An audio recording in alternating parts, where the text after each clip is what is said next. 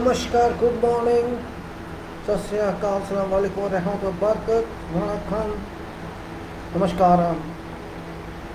This is Yasura Singh speaking from Bharat, India, located in NCR, Faridabad, July 29, 2020, and talk as usual regarding engineering management and management engineering both. What is engineering management and what is engineering and management? Both are here. Both are important. Materials are important. Soil is important. And contracts are important. Designs are important. Work execution is important. And what is not important? There is nothing as such which is not important. Everything is important in field of construction engineering, design engineering, and production engineering, and you can say life. Generality of life, safety in life, quality in life, planning in life, expectation, miraculous work in life, everything, all that is in engineering is in life, which is very important from each and every point of view you should understand in life. Always, we say that as usual, this ordinary paper I show to you indicating my simple nature and simple nature of world. That should be as he shows. We should not forget our past. We should remember that because that made our present.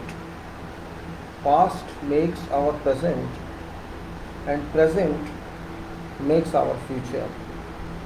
There is no miraculous work that is done for future until you get some lottery or you are born in some very rich family where by inherited you get something and not by your hard work. So we should not forget our past and we should remember that, and followed by present modernity. We should combine both and understand what is life. Past cannot be discarded and present is adopted, while future has to come in, which everybody doesn't know. But there is no miracle in this world that says you will get this one by virtue of your luck. Well, I don't believe in that. What we get is because of work and not because of luck. And those who think that by luck they will get automatically, I think they should learn from nature, learn from God, and learn from history. So yeah, sometimes you get it by chance, that is, doesn't mean that's your right. Means you cannot claim that's your right. Nothing is your right. It's by chance you get something. It doesn't mean that's yours. Sometimes it happens that you get something by luck and you think that that's happened for you. It's not that. Luck is just luck. It's nothing else. So we say, my God, I'm not able to see my finger here. As usual, we move over. COVID, very dangerous now. And we say God actor virus, we don't know. But engineering we know because we studied that. Engineering management and what every day I show you, organization and challenges, and I can say human thinking, which is last resort, only resort, no other resort, general concrete specifications, systems, quality structured, and soil engineering and FIDIC, etc. All we have to, whatever time permits, we have to see what we can talk of in this short time of 3 to 4 hours or more. It may take many hours to complete all this, and that's not possible because it's both for you and for me. There is a limit for timing as well. So, but description of subjects are very important. We should We should understand each and everything in life, and that's very important, I can say. Life moves on and on, but we have to keep up with life. That's more important. We should not stop at a point. We should continue journeying, urban journey. Whatever journey we got, we should continue until we leave this airport or railway station or solid station. You may call it solid station or life station or whatever station we call it. It keeps on moving. For information, just so that I put here on this, I have put the URL of one, screen share on Facebook, one file which is related to thermal resistivity of soil and also electrical relations. With that, this file is given in just top of text, and also you'll find this there. This file is related to soil, which I'll explain to you about 29 pages on this. URL of videos there, not in title. When you go next to title, first line after date on text is title repeat, and after that title repeat there is one screen share title URL, and URL and title both are there. Screen share, which is for that file which I cannot pull into live video because I think system doesn't work, Facebook doesn't work that way. I wrote to them also that I can't follow up later on when I finish sharing a file, screen share a file. I can't continue with video, but there's some system problem, and I have not received any response from Facebook till now.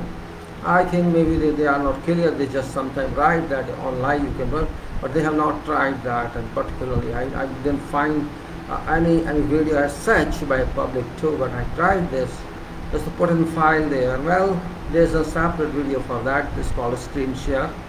I'm just putting in for explanation I could not make on that share, but it takes time, and I'll make in this. Yesterday I participated on that file. I used that for your information. Let me see how it works today. But before that, we talk generally about COVID information. It's not a detailed talk on COVID, just for 1 or 2 minutes. It's spreading again and again, and it's now many European countries are worried that it's spreading, coming back to them. They are calling these waves. I won't accept that waves or no waves, but that's not gone, and it's actually rising. It's progressing all over the world. It's progressing in a way that nobody knows what's its speed or doesn't know. It's full-fledged, powerful now.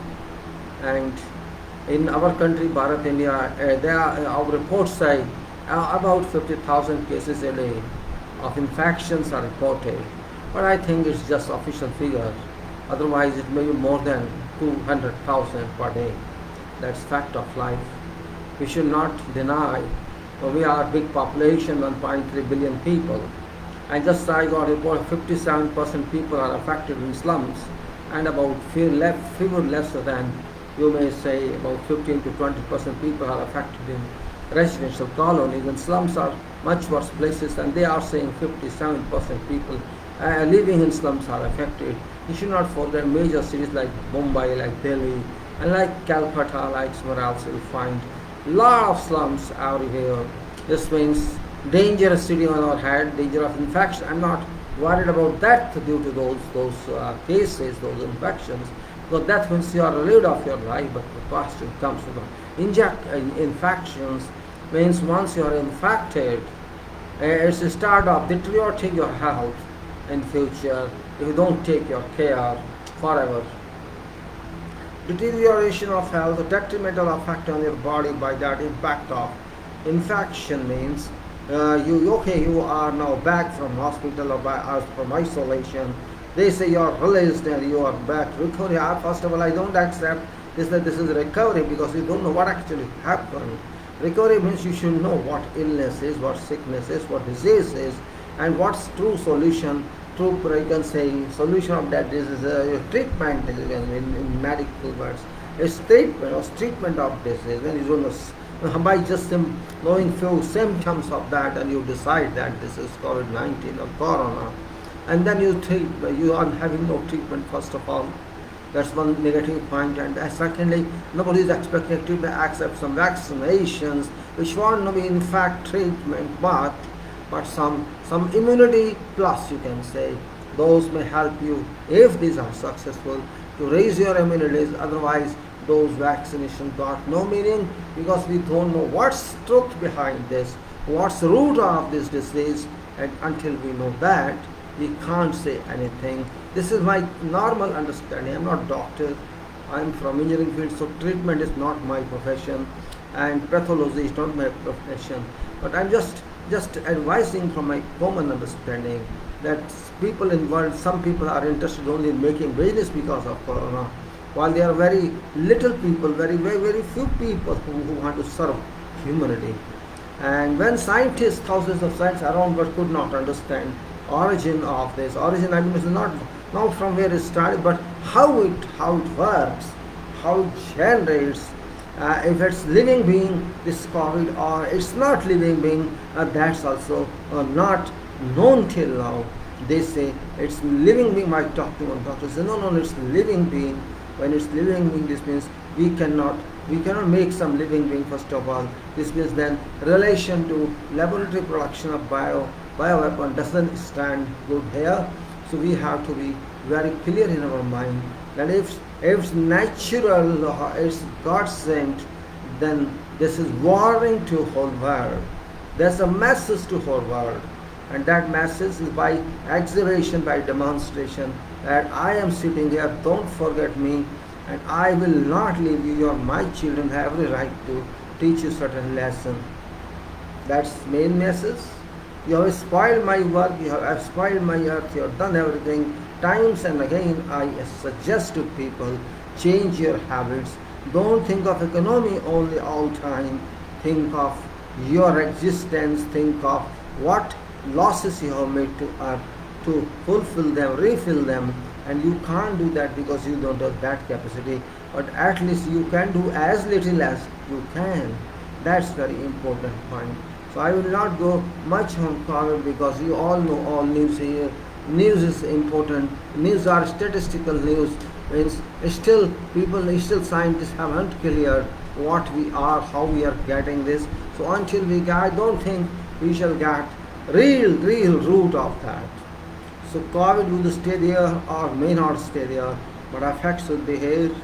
So you must raise your immunity. 90 or 80% people don't have immunity body, healthy body. They are living in artificial style. Then they are not cooking food. For example, now British Prime Minister says don't consume fast food or what is called junk food. Now they have known after all their lives have gone, all they have become obvious, obviously have got whole Arab world, whole Gulf countries are of this. That means 40% sheikhs are having overweight.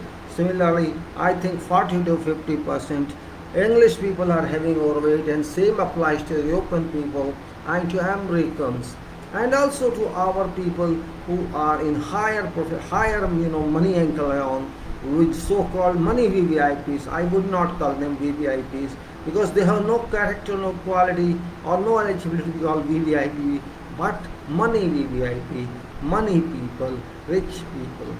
So we have to change our habits. We have to come back to some natural environment like we should in the past, cooking at home, try to do everything at home, avoiding market products for consumption, and have little down life rather than having all luxurious in life. All this we have to do. Actually, we have to come back to agricultural level, where you are living simple but high thinking. You are living simple, but you are producing something that everybody can take. You are giving life to people to eat. That's why we say they call andata to farmers. Andata means one who don't gives you, one who gives you food. Like that powerful person is called farmer andata, and that level we should get. If I am an engineer, it's my duty to help society in the best way I can, in economic way I can, in best use of metal, optimal use of metal I can. That's my duty. It's not my duty to get better job, big job, and say I'm getting this package. As all other educated people say that we want this package, we want MBA degree, or we want some other high-profile syllabus or program, and then we want this and that. Means ultimately they are destined to their calculations are destined to their objectives are destined to one point, and that is package. Education is being measured for against package, which is actually root of evil, you can say. You are only interested in money making, and that's why you are going to university for education. You are not going to add to development, add to good society, add to good earth. You are now better earth, you can say. You are not going to serve humanity. You are not going to raise the standards of your mind to make intensive thinking. That's not your objective. Your objective is very low profile, that you just want a package. And when this kind of scale comes in, then my education should be that I should get that much salary. And when that picture comes in, the same thing as some businessman says, oh, I should get this much profit, only then I want this job. So if everybody is behind profit, then I expect this COVID-like situation, because ultimately you want your self-benefit. You don't want benefit of society as whole or world as a whole. But God is in charge of all world. God never considered that it's of this country or that country. Whatever religion you follow, every religion says this power is for whole world. If you say Krishna, what Krishna says, what Ram says, what Jesus says, what Muhammad Sahib says, and what all others says, they never talk of one society or one group or one nation. They talk of all humanity. Guru Nanak Sahib says same thing. All books say same thing. It's only we foolish people of world which always count on religions and caste. This is our weakness, because we have artificialized something which is not concrete, which has got no meaning, but we are following that, and that's where problem lies. We should understand that there is no formal proof that there exists some religion. It's all your option. It's all imagination. I'm not talking against any religion or faith, but fact remains that nature, we know, it's evidence that God exists. It's direct evidence. It doesn't tell which form it is, which religion is it. It's we follow someone. God doesn't follow that. God never claims this is my religion, because God doesn't believe in religion. God sent me as human, not as religion. This point also clear. We have to change our mindset. We have to change our economical standards. We are not to go behind economy all the time. We have to first of all think for people, safety, people's welfare of poor, at least, if not all. It's important for everybody. The poor are there really penalized by God, but doesn't mean they should be penalized on earth. They should be supported so they can pass. You are rich, okay, you can enjoy your life, but don't forget there is poor also. Because of him you are rich, otherwise you won't be rich. If you don't have workers, now what's happening? You see, thousands of jobs are there, thousands of projects are there without workers. Have you heard that? Thousands of jobs, maybe more than 10,000 more.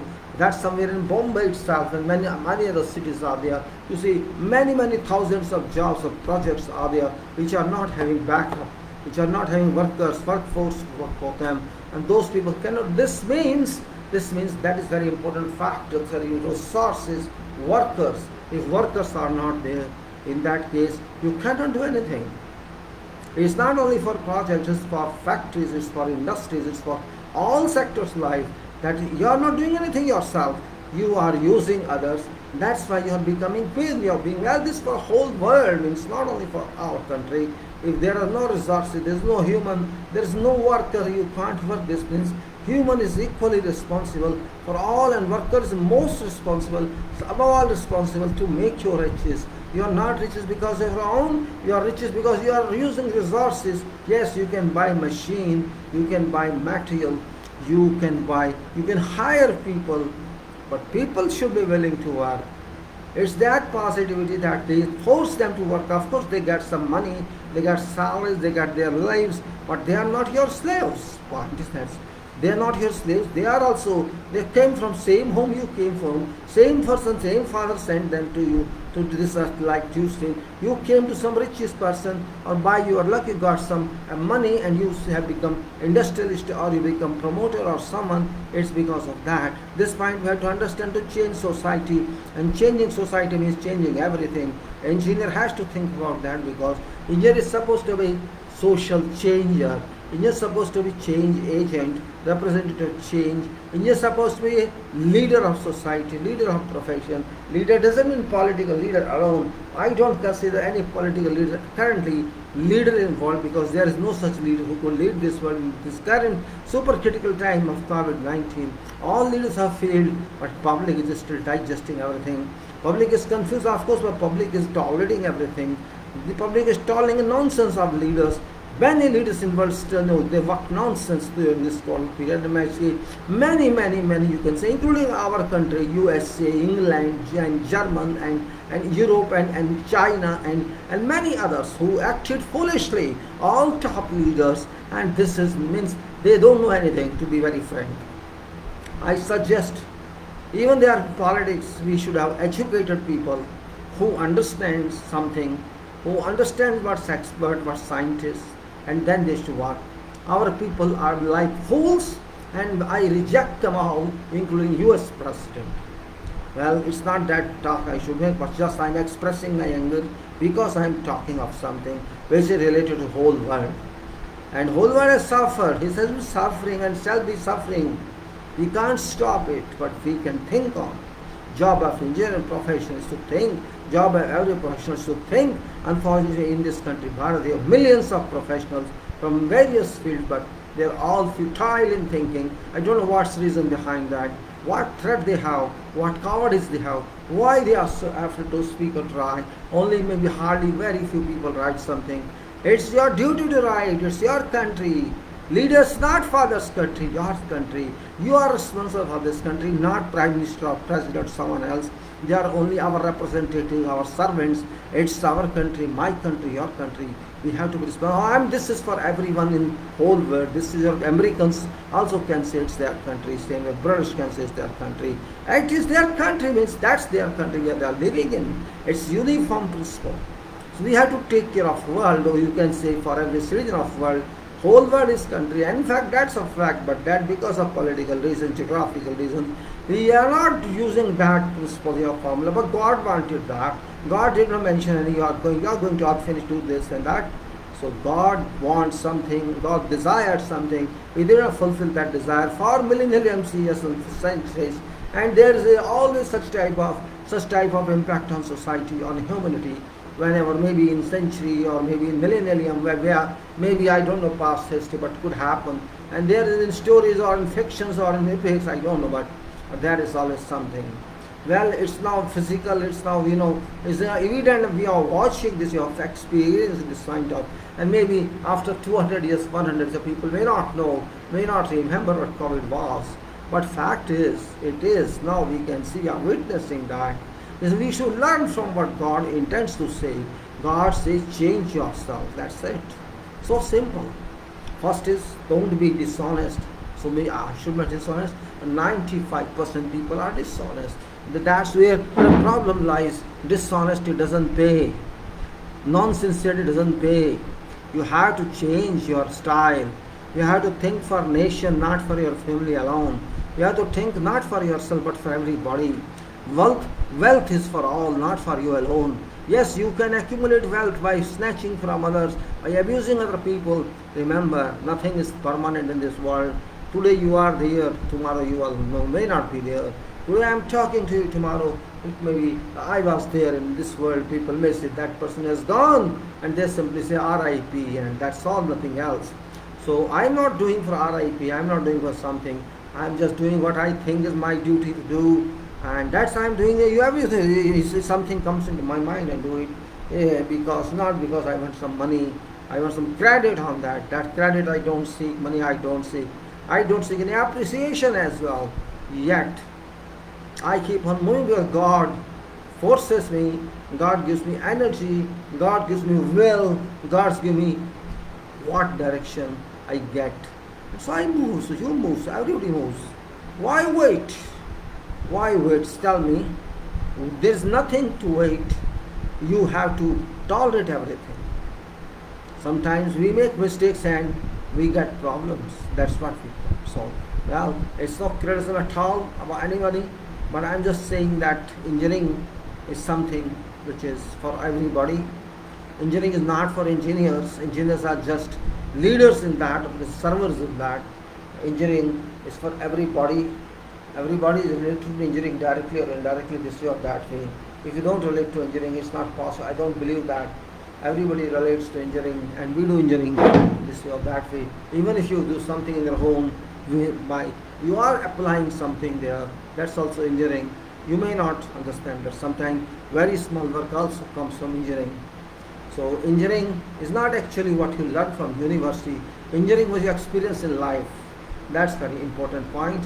Whatever you experience in life, a lot portion of that could be engineering, but you don't understand.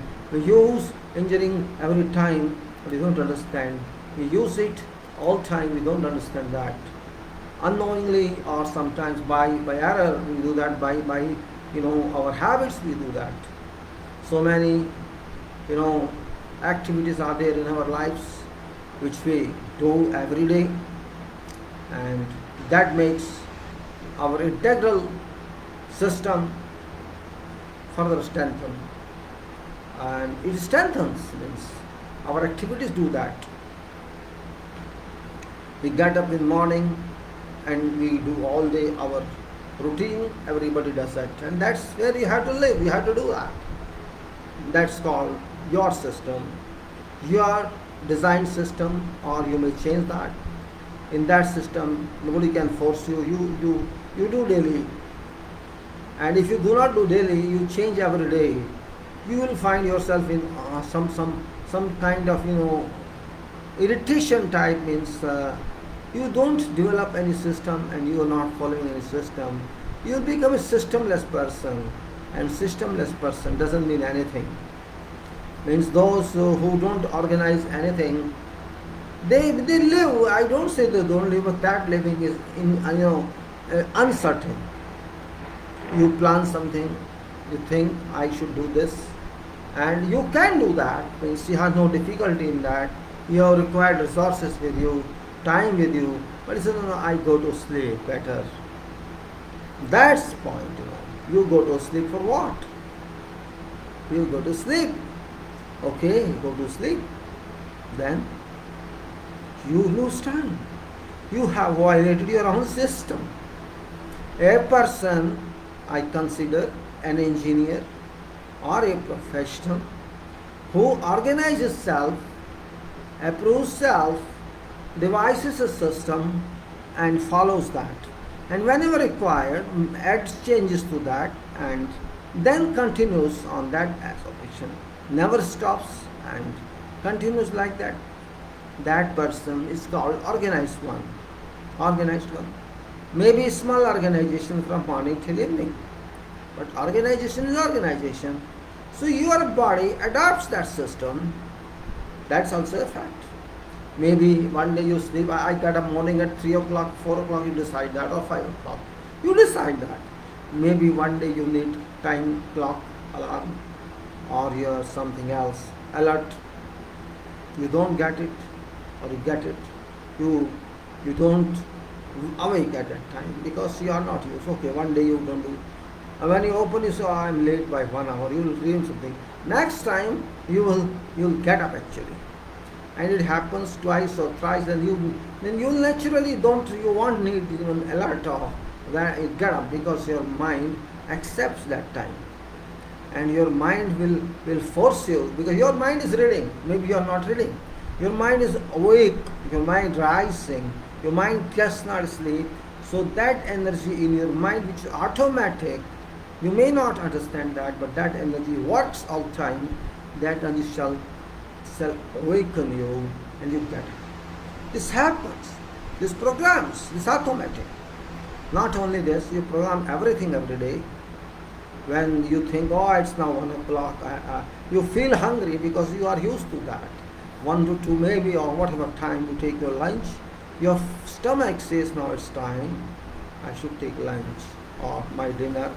You do that. Why is that? It's nothing but your body's organization. I am talking about organization here, part of management and part of, you can say, part of, reality of life, system in life. Management or organization, nothing to systemize your activities, to systemize many of your activities. Otherwise, you cannot have anything done. You cannot schedule out anything. When you say schedule out this, that, this system as it is, whatever system you follow, you reach an end product. It depends upon your system, how workable, how adaptable, how good your system is. You devise that. That's where we say something is reached. I'm talking that system, I'm talking that organization in engineering. Engineering itself is full of systems. No engineering is free of systems. Engineering means system itself. Otherwise you cannot engineer anything. You have to devise something using your mind, your project, your plan, your designs, whatever is with you, wherever you're working. You have to devise system for every activity, for every group of activities, for every disciplines of activity, all disciplines, and ultimately you can say all disciplines involve which work for one project, or that's called project, and you can do that project. Otherwise, if you don't have any schedule of that, your schedule is scheduleless. In that case, no one can assure you will get something. You cannot predict any, you cannot forecast any date for that closure of project. And if closure is unknown, in that case, you can say that you cannot get. Somebody asks you, when you get this, when you've done this, you shall do this. You would simply say, I don't know. If you say, I don't know, this means you are not organizing anything. You do not know means it will take 1 year or 6 months or 2 years or 3 or when you do this, you don't know. This means you are not person with system. You are no system at all. Now everything is systemized. I am talking on computer. Computer is a system.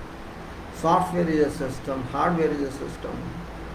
We travel daily using car. Car is a system. System design, where every part works in same direction to get same use of product.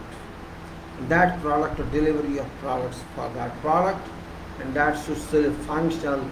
And profession means it should work for what it was intended to work. That's why I'm saying management in engineering is very different. This is overall management, because this depends upon your success in achieving results. There are some systems of management where there is no result, nothing, just continuation of activities. That's not profession, because there's no accountability. Okay, you're working, that's it. You're getting salary, you're doing job, but there is no accountability, no obligation, no responsibility. But in engineering, everything is there, and that's where the difference lies. Profession with a difference. You can say engineering profession, a different profession. It's a responsibility bound profession. It's obligation oriented profession. It declares you are sincere, you are committed, you are ambitious. Ambition doesn't mean personal ambition. Ambition means to reach your requirement, to give your results, means what you thought, and those results should be per planning or per requirement of client or whatsoever it is, must be with that. And that's where I say engineering lies. Means engineering doesn't mean design or working alone. It means everything. Whatever you do, whether in design or in construction or wherever in life, in whatever discipline, whatever branch of engineering, it should be professionally oriented. Professionally oriented means it should be according to requirements, and maybe at least meet requirements. If they are not super, not value added, it's better it's value added, but in case it's not possible, then it should be at par with requirement. It should meet requirement. If not, move on. So that's where profession lies in. I think about profession all days, every time, and I find something new every day. I think every day about that, and not now alone. I've been thinking for long, and I find there's a difference. I every day find what's difference in this day if you compare to last day or days, or what I expect tomorrow happen because of today's. I can simply say I can understand what's next day coming in, and that's where I can say immediate vision or long vision. There's long vision, short vision in engineering, and engineers have to do that. We can learn from first. If we have some lessons, we made mistakes in past, we understood, we learned that from the mistakes, and if we don't improve our acts in current or in present working, this means we don't learn anything. Engineering is a teacher. Engineering is a thinker. Engineering means thought. Engineering is what? Teacher. Teacher doesn't mean class teacher. Teacher means learning. Engineering profession is based on learning. Look, they are both. Engineering is based on learning, academic learning and theoretical learning or tutorial learning, experience learning, whatever you can say there. Engineering is based on learning, and you have to learn from engineering. Both are there. Engineering is a profession of collective learning. It's a profession of collective research.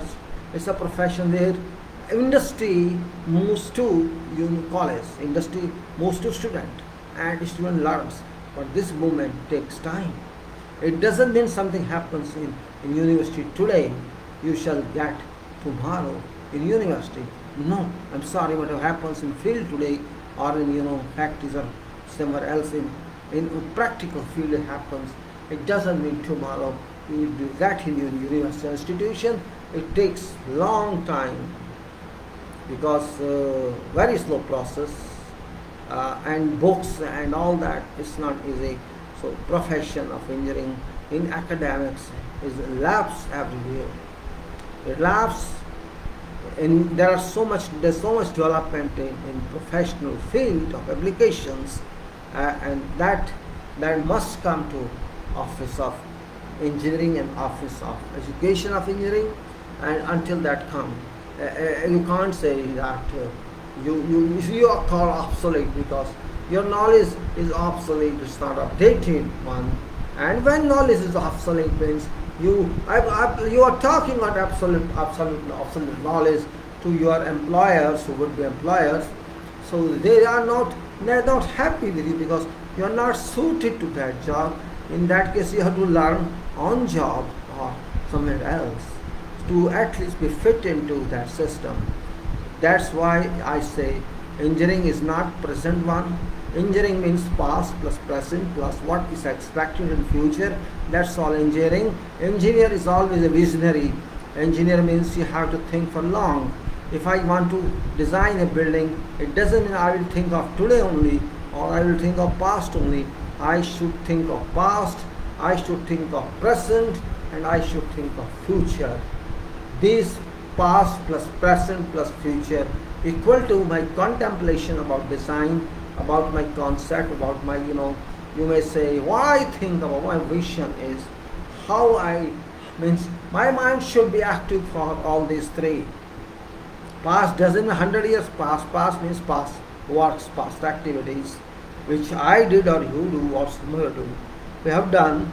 I know where I did wrong. I may not tell anybody else because it's not required, but we know there was an error, and of course we hide that error. That's not professional way. We should declare that it is an error.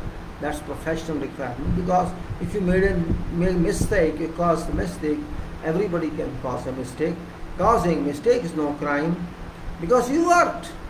Maybe that something wrong was in design, maybe something wrong was somewhere else. So mistake happen. Real fact would come only after investigation is completed. But till then, we have to learn is, I know what was there, I know what happened, but I'm not sure. I say possibility is, but we know errors. We know errors happen. It happens in designs, it happens in works. Now designs errors are removed because of software, Start Pro or ETAB, whatever is there. These are fast designing tools, means we can design very fast in this. But problem is not designing, problem is how to design, what to design. Today collapse is that those engineers who only rely on software, they do very fast indeed, but maybe they do not know any formula. I mean, I'm not talking of those senior engineers who have worked in their field without software. They may know every formula because they practice that long. And I'm also one of them. But I'm not boasting that one because I'm not good at software till now.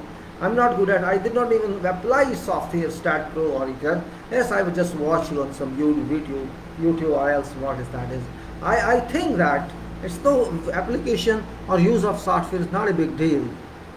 Because it's not your design, it's application by someone else, and that person who input formula on worksheet or something else and connect it. There is closed architecture of software, not open architecture. But you can also accustom. It takes time. I tried to do Carney's theorem, Carney's rotation contribution method for analysis of designs, and it took me time for a long time, but I still apply that whenever I find some designs of frame analysis, RCC buildings. I do that successfully, but I could not expand that because I'm single person, don't have time for that, and it takes concentration, requires time to do that. But there are so many other ways we use Start Pro. It's so fast as if nothing is there, but it doesn't mean that. It's your thing. Yes, it's solving itself. When you say run analysis and run design, it runs, but you have to model it. And modeling is also not very difficult, because coordinates are automatic, you're not giving anything. It's not very big deal to work on software. If you're experienced one, I'm not that expert, I'm just trying to learn elementary, because I've done a software. It's expensive, well, it's not my talk here for software, but I just, as part of my thing, software has made our engineers, little less calculative. Calculations become weak point, and writing has become weak because of communication by computers. Writing power has gone, and you can say writing power has gone, and also calculation power has gone. And remember, this writing power and calculation power is actually root of your development, personal development. If I cannot write, I have to use computers, words or some other only. This means I cannot think also. If you remember, if you practice writing, your mind works and intensifies, it concentrates on that. So mind not only writes, it also concentrates. So writing generates concentration, and writing generates little thought, and it goes back in its past. When you learn something or you wrote something or did something. So writing practice is beneficial from many aspects, but people I've not seen much writing these days. Similarly is writing and also your calculation issue. When you design yourself from first principle or something, you have to calculate everything. You have to calculate a thing and then assess the results. This doesn't happen in software. It doesn't mean we should not use software. Software is very much reliable. It's very fast, but we should not run away from calculations also. That's what I mean. We have to do both. We should not condemn this and accept that. That's not real world. We have to be with. So, as an engineer, I respect professional development. I respect update. And I think I have been learning only from updates, to be very frank. There was nothing to learn anymore when I was engineering student. Since you learn according to that time, and now there's computer syllabus, so much is there in syllabus, it's changed.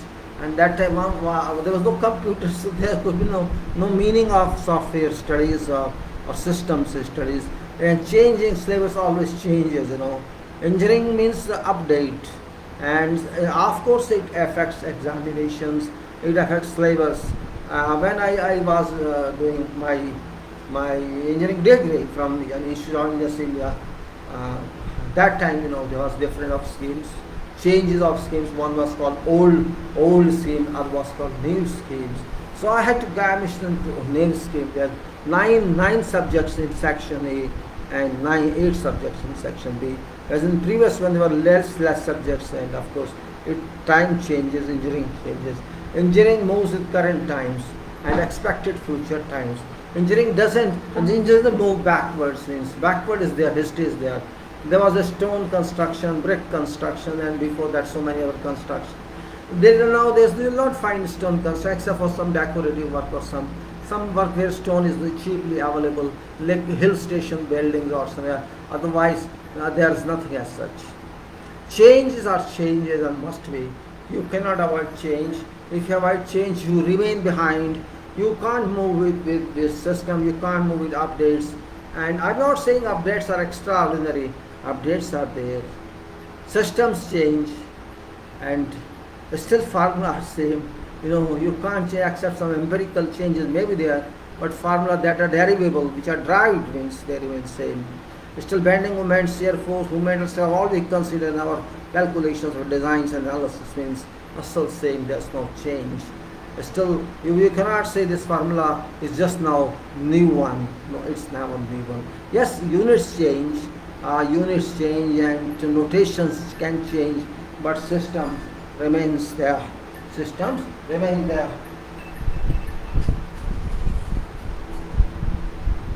My dear friend, I always talk something before going into detailed text of technology, just what we understand. Because engineering management is so vast, you cannot just conclude that or explain that in small time of 20-25 minutes or 30 minutes or 1 hour. This is based on no book knowledge. Everybody has different experience. I am talking this. There are many senior to me, veteran to me, who have much more experience than me. If you talk to them, they may explain to you much better than I am explaining. It depends on individual interest. And engineers are, of course, very brilliant, extremely brilliant people, irrespective of age, I can say. If you talk to them and they want to talk to you, you will get lot information from them, unlimited information from them.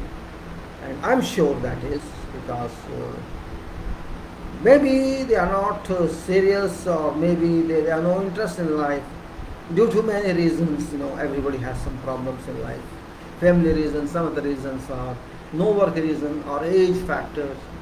But their minds, we have to think American way. You see, what America thinks. You are senior, you are old, you are better than young because you are old.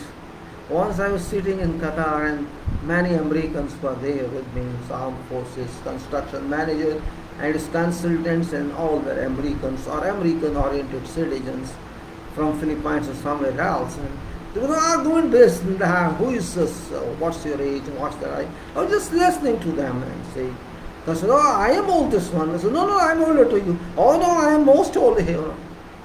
Means being old is respect in USA. And it's reverse respect in Bharat, India. Oh, this is old man, Satya Gaya, 60 is bloody hell. Why are you interfering this? Yeah? This is standard of thinking. Our youth think that, your age, say you are young, you're old man. Why you go as home, sleep, don't talk like this. You must feel some degree of shame, you're interfering like this. This is our standard. Their standard is they respect seniors, old veterans. Oh, you are old, I mean, they respect that. At least, we say culture is their naked one, they are bad one, but I think they are better than us. Thinking is different. Level of thinking are different. Means you will get lost, you are retired, you will use. There is a difference. Means they value humans' age, humans' experience. Here, young think I am everything.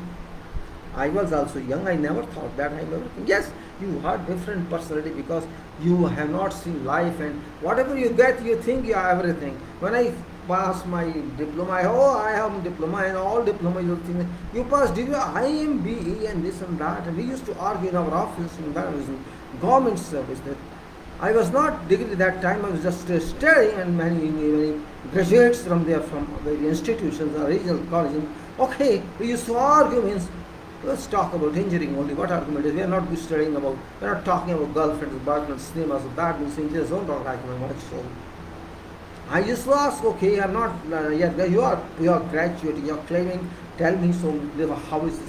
So because they start, that age is for debating. That age is something else. You are sitting free in lunchtime or just half an hour and you're talking, interacting with us. What you talk? You talk like that. Or they're talking some films or cinemas. They are not interested in. So, but I don't mind. I don't blame that because young are young. When you are in your society, you are different. You have that approach only. But you have seen you are interacting with different ages, and you should respect.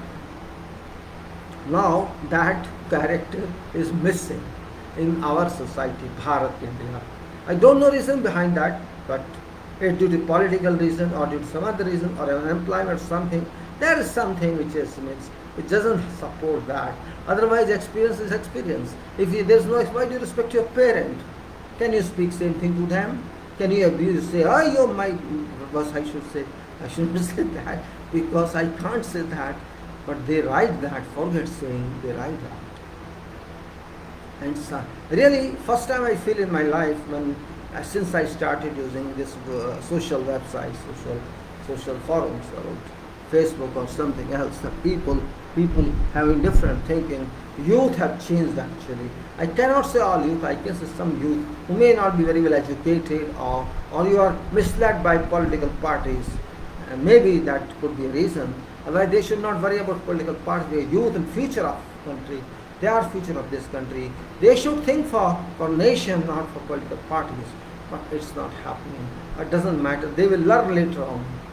It happens that when you are young, you have one basis, you make some basis, and you don't change the basis until you find a better base, to be very frank. So it happens.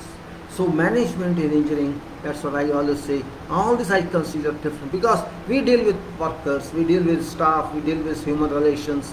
So we have to see all ages of people, all ages of workers and staff in our professional time. We get that.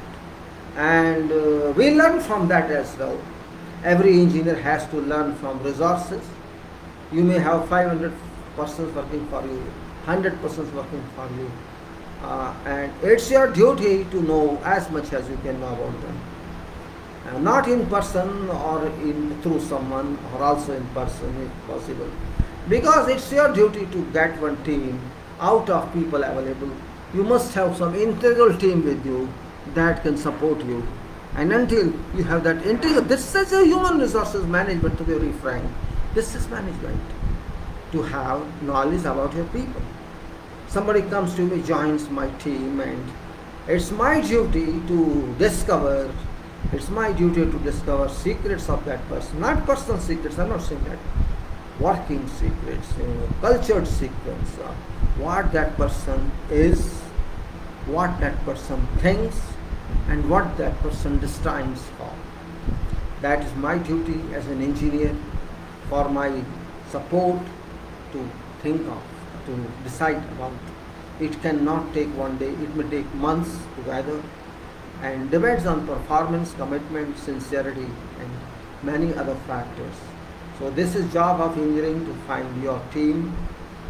Doesn't mean that team is only for you, means you have to use them for project, even it is for 1 year project or 2 year project. You should get good people, move in unison, who move with harmony for positive working, for you can say affirmative working on instructions, on information provided. That's very much part of engineering management, how to bring up yourself and how to know about your people on job. And once you know about them, maybe on this project you may not get that much benefit. but you should know that you should make files for everyone.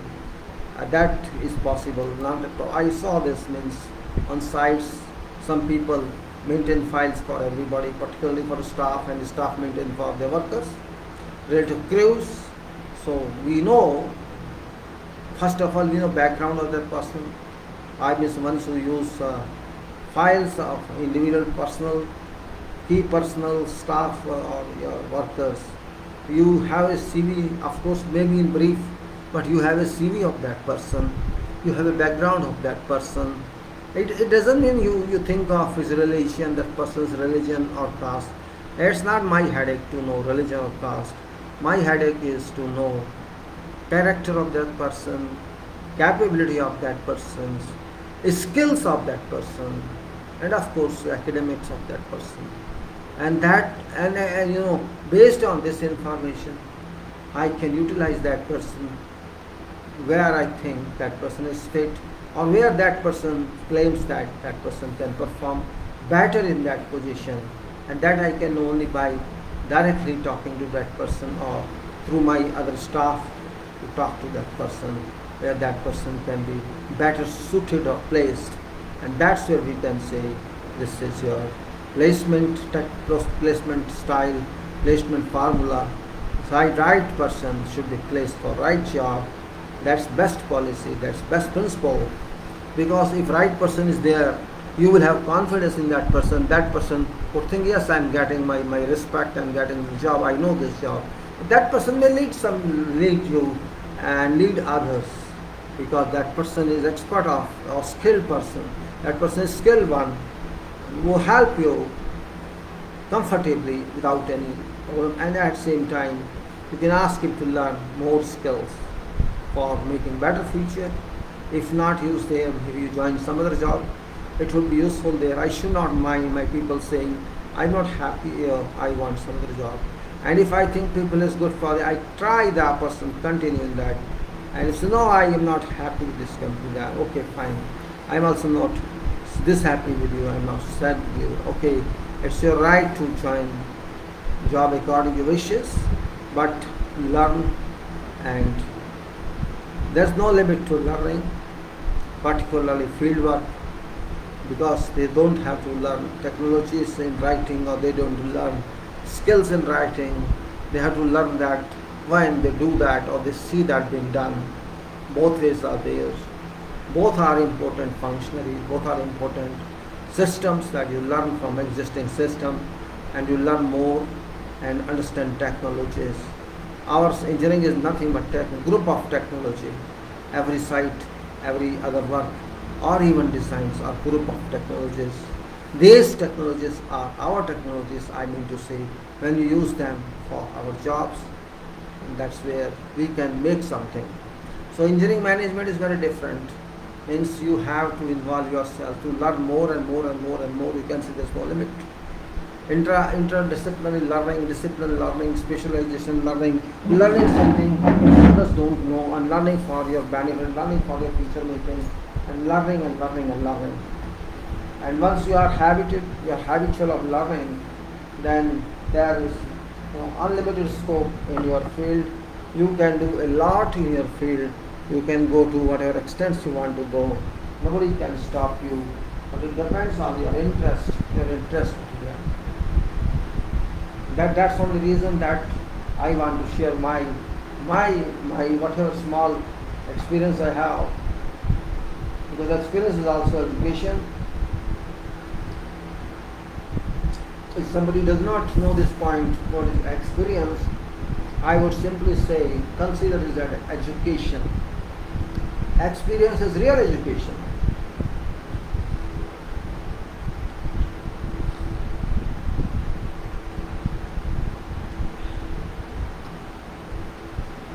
It may be design, it may be field physical work, or it may be coordination, or it may be whatever your role in your job. Because you have academic background, that background is solid support, the concrete support, that on that you stand, that is hard standing fact, or you can say that's comfort standing fact. You work and move this role for you, and then you get more higher roles, additional higher roles based on that experience. And that experience is the experience, nobody can challenge it.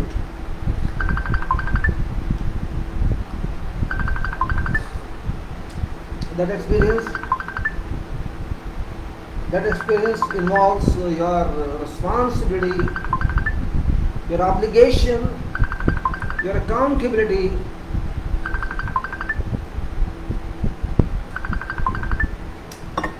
your performance,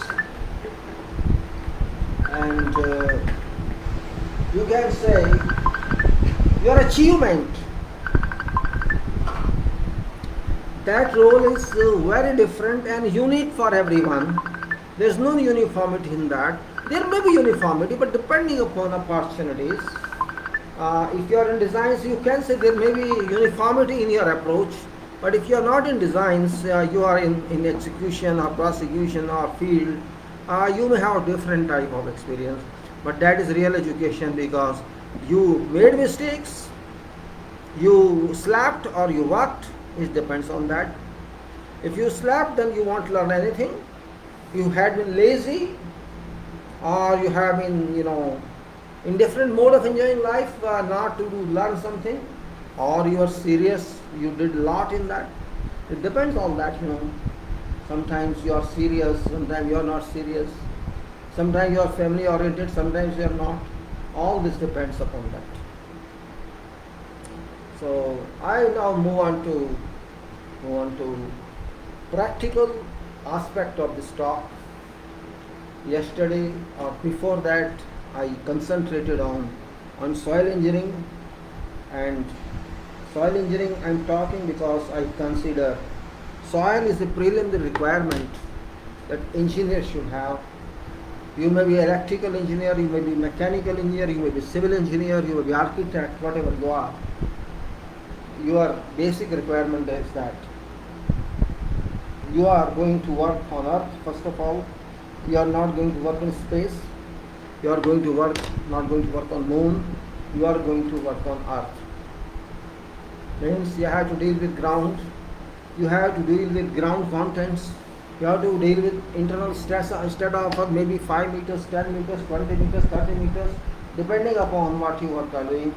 You may be doing metro work where it's maybe 30, 40, 50 meters down you have to go. Or you may work in some buildings which may go to 10 meters down, 20 meters down, depending on basements or something, or you may have nothing else. You are considering water resources where it's just complete whole world of water resources is different. Or you can say environmental engineering where you can say it's all different. It depends upon your field of experience, your requirement, what you learn, how you learn. Means that's where, but soil is there. You can't avoid soil. Again I am saying, soil is material number one, which you have to use, you have to deal with, you have to take. This material is existing there. You are not bringing it directly. This exists. You have to understand what is this. Existence you have to understand, because you are going to add to that much more expensive material forever. Soil is forever. Just like you are going to do something, soil is forever. It may be having more duration of time than your material in. Concrete may work for you 100 years, 50 years, 200 years, but soil is always there, has been there, shall be there. So I can say it's different material, difference of understanding. People do not value and some value. And of course, it's natural work on this. Agencies of nature have worked on soil. Agencies like this, it's rain, it's thunderstorm, or it's air, or it's whatever you can say. Natural agencies work on soil. Keep working on soil every day, every moment. And soil changes its conduct, its behavior, its densities, its properties, and depends on what type of soil you build with. So there is no perfect understanding of soil in any way. Soil is soil. It's difficult. Just like we have to take factor of safety, we apply factor of safety in all our subjects, all our designs, everywhere.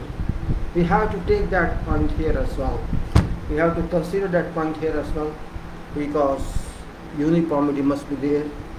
I can't say something else about this.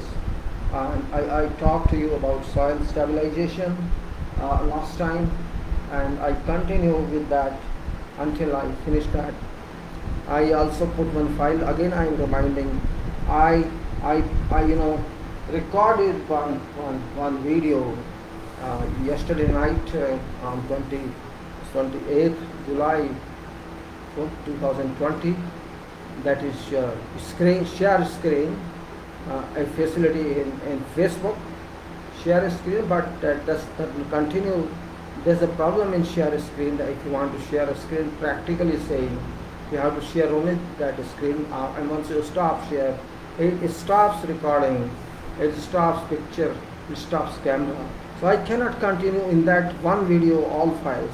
So what I thought to record them separately, that files which I to share with you, so that you can see that file in that record that video, and then you can see this video reference of all those share screen I put in this URL of you can see that on my video desktop, that this topic, as well as you can say screen share of that video is there. I cannot show you that file directly, because first of all I don't have projector here, and I use whatever facilities are available, and I think you have to have some inconvenience on that account, that you have to go to that video first and view that, and then you have to see this file or refer to this file means I can't help that way. It's like that. So you have to do some work on that. Now, as we discussed yesterday, which is here, we talked of electrical stabilization and of course thermal stabilization. These were there. We talked. This is very brief here in this book, because this is a very old book, but I am using it for reference. At the same time as searching from internet various files, and I put one file there that's regarding thermal conductivity. I'm going to discuss with you.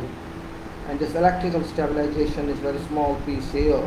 It doesn't matter, because there's a formula here and some formula there, and temperature relation is there, and you can say then chemical stabilization, we did that, and so we will finish this, and then and before going to that file, I say chemical stabilization is also, which says that I think this is last one in that, but let me see what chemical stabilization says for your information only, because once I start that file, I will be lost in that one. So thus we talked electrical stabilization. We discussed about velocity of flow, in that, and that was velocity of electrical flow, and that was then the thermal stabilization, the temperature relation to swell index, etc. was shown. And now it's chemical stabilization. Says there are a number of chemicals which are used as primary additives for soil stabilization. Some of them are described below, and this is stabilization with calcium and sodium chlorides. Another one is lignin and chrome lignin, and as waterproofers, and then the sodium silicate and waterproofers. There's natural and synthetic polymers, and then there's some, I think, examples of natural resins and synthetic resins, explanations, and so I'll just continue with the small one, that stabilization with calcium and sodium chloride. This is sodium chloride, you know very well, this is common salt you eat every day. And this calcium and sodium chloride, reaction of chloride and soil takes effect. It takes places and changes soil properties, Medium of reaction in soil water. Use of chlorides decreases rate of evaporation of soil. Use of chlorides decreases rate of evaporation of soil water and lowers freezing point of soil water. A property of chlorides that helps in reducing rate of evaporation is that of increasing surface tension of water. Calcium chloride, admixture of salt and calcium chloride bring change in plastic properties of soil.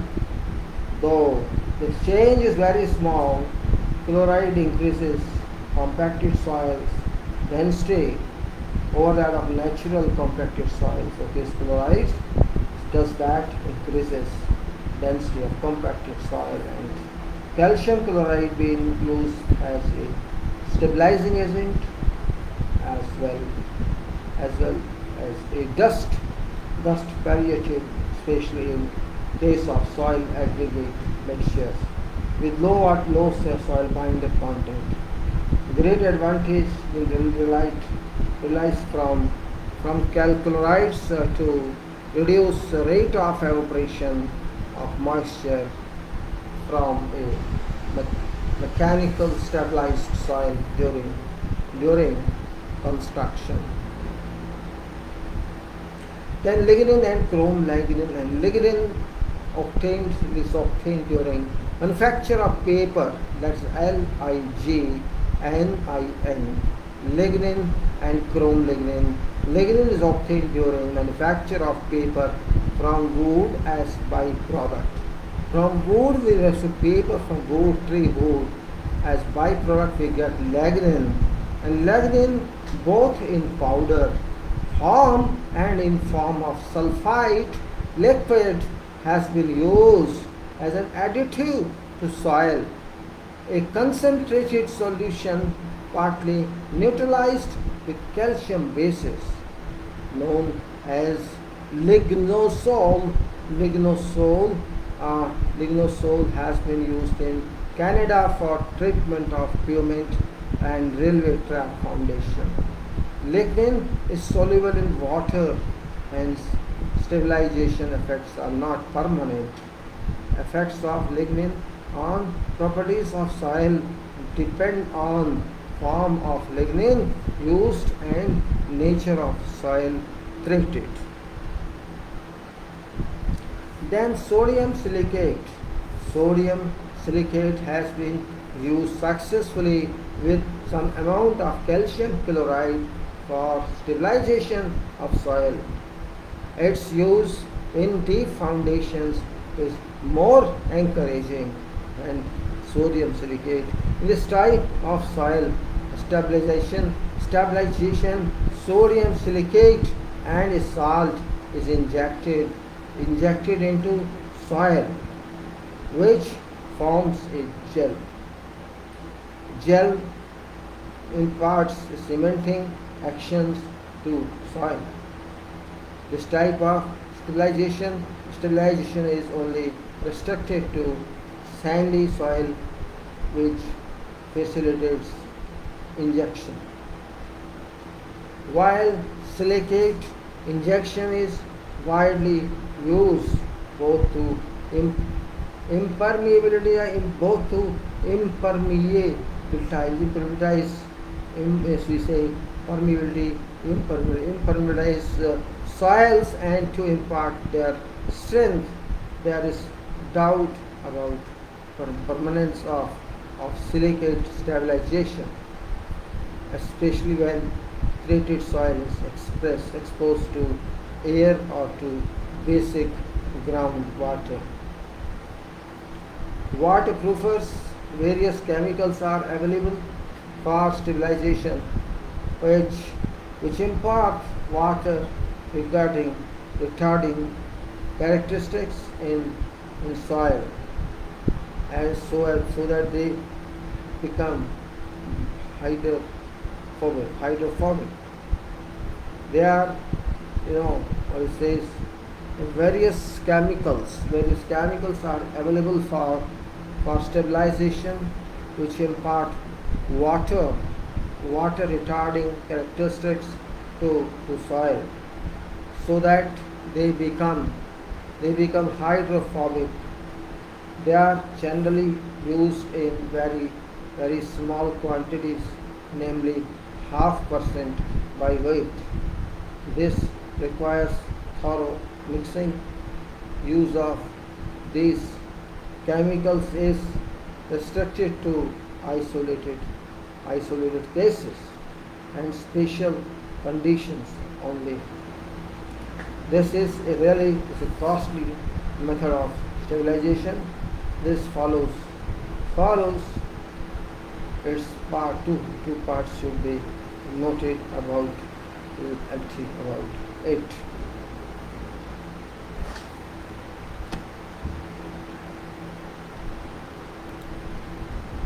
Then continue on this. I will say here that waterproofer now. Waterproofer, you know waterproofs we use. Various chemicals are available for stabilization, which impart water retarding characteristics to soil, so that they become hydrophobic. They are generally used in very small quantities, namely 0.5% by weight. This requires thorough mixing. Use of these chemicals is restricted to isolated cases and special conditions only. This is a costly method of stabilization, and following two points should be noted about this, and which are: waterproofers have no beneficial effects on soil. Waterproofers have no beneficial effects on soil, treated and cured but not subjected to water. In such cases, waterproofers may even lower actual strength. Waterproofers reduce water absorption, and thus soil strength is not decreased in contact with water. It says waterproofers reduce water absorption, and thus soil strength is not decreased in contact with water. In other words, waterproofers impart no strength, but rather help them retain their natural strength in presence of water. Natural and synthetic polymers. Polymers are long-chained molecules. This is chemistry. Polymers are long-chain molecules formed by linking, that is, polymerizing of certain organic chemicals, that is, resins and synthetic polymer. Resin and synthetic polymer materials have been used for solid stabilization. Chemicals incorporation in polymer method of stabilization can be achieved in two ways. In first method, monomer is added. Monomer is added with catalyst system, which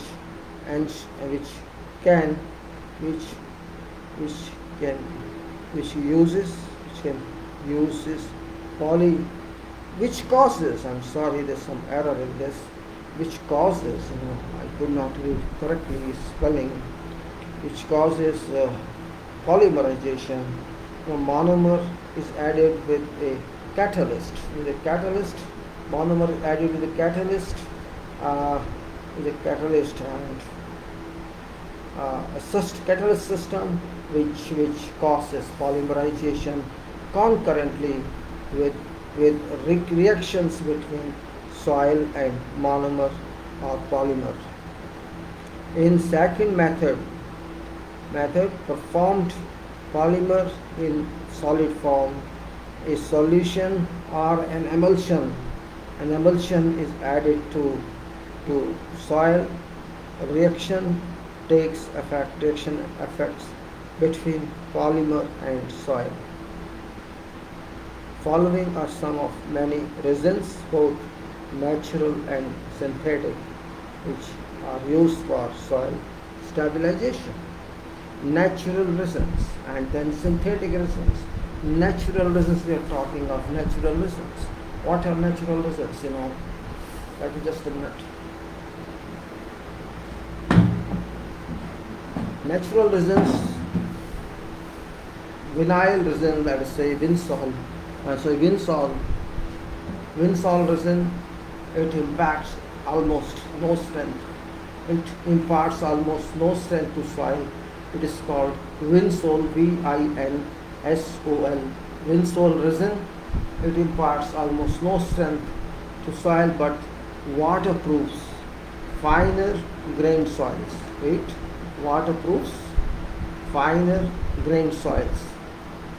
Winsol resin is a dark brown solid material at about 110 to 115 degrees Celsius, having a specific gravity of 1.25. It is manufactured from resinous residues. Resinous residues obtained after distillation of pine trees.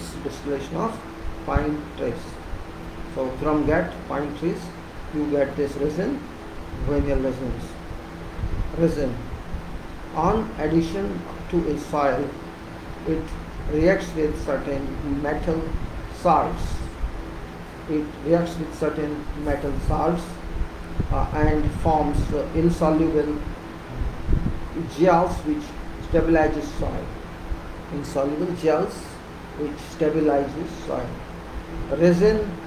Resin is obtained during steam distillation of oleoresins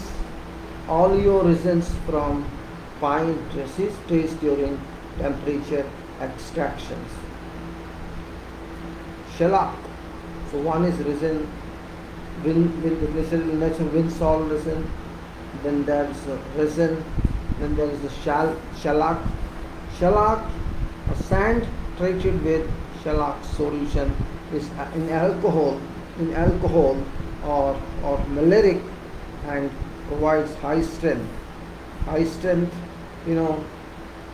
But practically all these strengths is destroyed by water immersion. Resin stabilizer. 3 to 1. There may be something. It's resin derivative which reduces rate and amount of water absorption and finishes sodium ions for ionization. And stabilone, also a resin derivative mixed with Portland cement, which water proofs force for soils. So there are some resins, there may be more, it's not given, it's an old book, so we may get something from somewhere else in such. Other is a synthetic resin. So previous was natural resins. Now synthetic resin is polyvinyl alcohol, PVA. It forms tough, flexible film when evaporated from aqueous solutions. Polyvinyl acetate. So one was polyvinyl alcohol, PVA, and it forms tough, flexible film when evaporated from aqueous solutions. And other one is polyvinyl acetate, which imparts very high strength to sand, but all this strength is destroyed by water immersion. Then aniline furfural.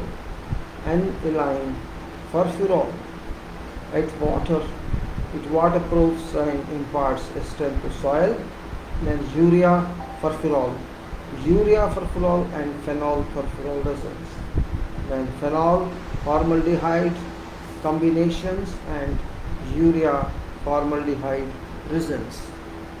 Then calcium sulfamate formaldehyde resin, and then calcium sulfamate formaldehyde resins, and methylol resin areas, US and melamines. So these are only few resins we have here in this book, but this doesn't mean there is nothing else.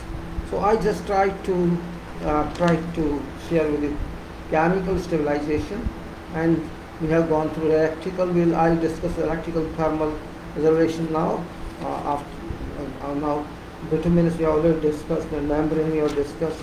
So and then we'll take up your site investigation and subsoil exploration. Little detailed talk how we handle that and in field here. That is, and we'll say. So we have now go to again to our filing, and this we discuss. And of course I have to go for 1 minute for my something. Let me go and see. I come back about this point, this material I discussed with you about soil stabilization. This file I am going to discuss with you now, which is a very important file. I always, this is affects thermal stabilization, soil stabilization, web. This file I am going to open this. This will be very useful file. I yesterday discussed with this. Again I will discuss with this. There are some pages on that, and it is title of this file is very good one, and actually I may not say title, but that is very good in the sense that it does something for us, and this this is don't guess measure. Don't guess measure. It's very good to know. It's actually this is for thermal resistivity. That what we discussed yesterday, I'll first brief that one, and we'll move on that forward. And I think it's best one. Let's now, it's about 1 hour and 27 minutes, but I have to talk about this file. Maybe it takes 1.5 hours more. Then I'll jump on to discussion in general on this, and then contracts or soil exploration. Let us see which one can happen. Just a minute, I'll be back in 1 minute. Sorry for that. I move for 1 minute and I'll come back.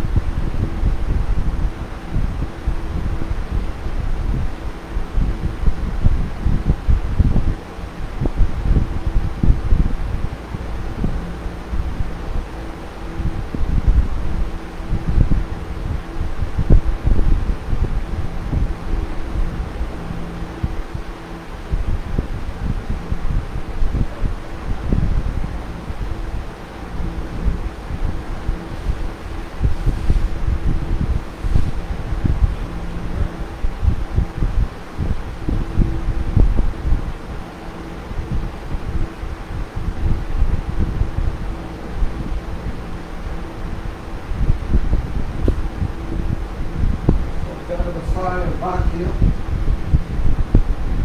Sorry for this back here with you, and come on.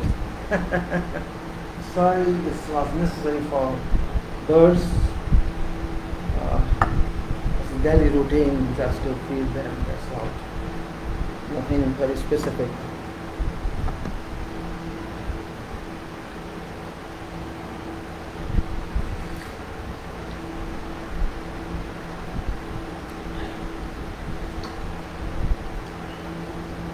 There was no current today. Around 12, I got up at 1, I could not sleep further. The light was back about 1:30.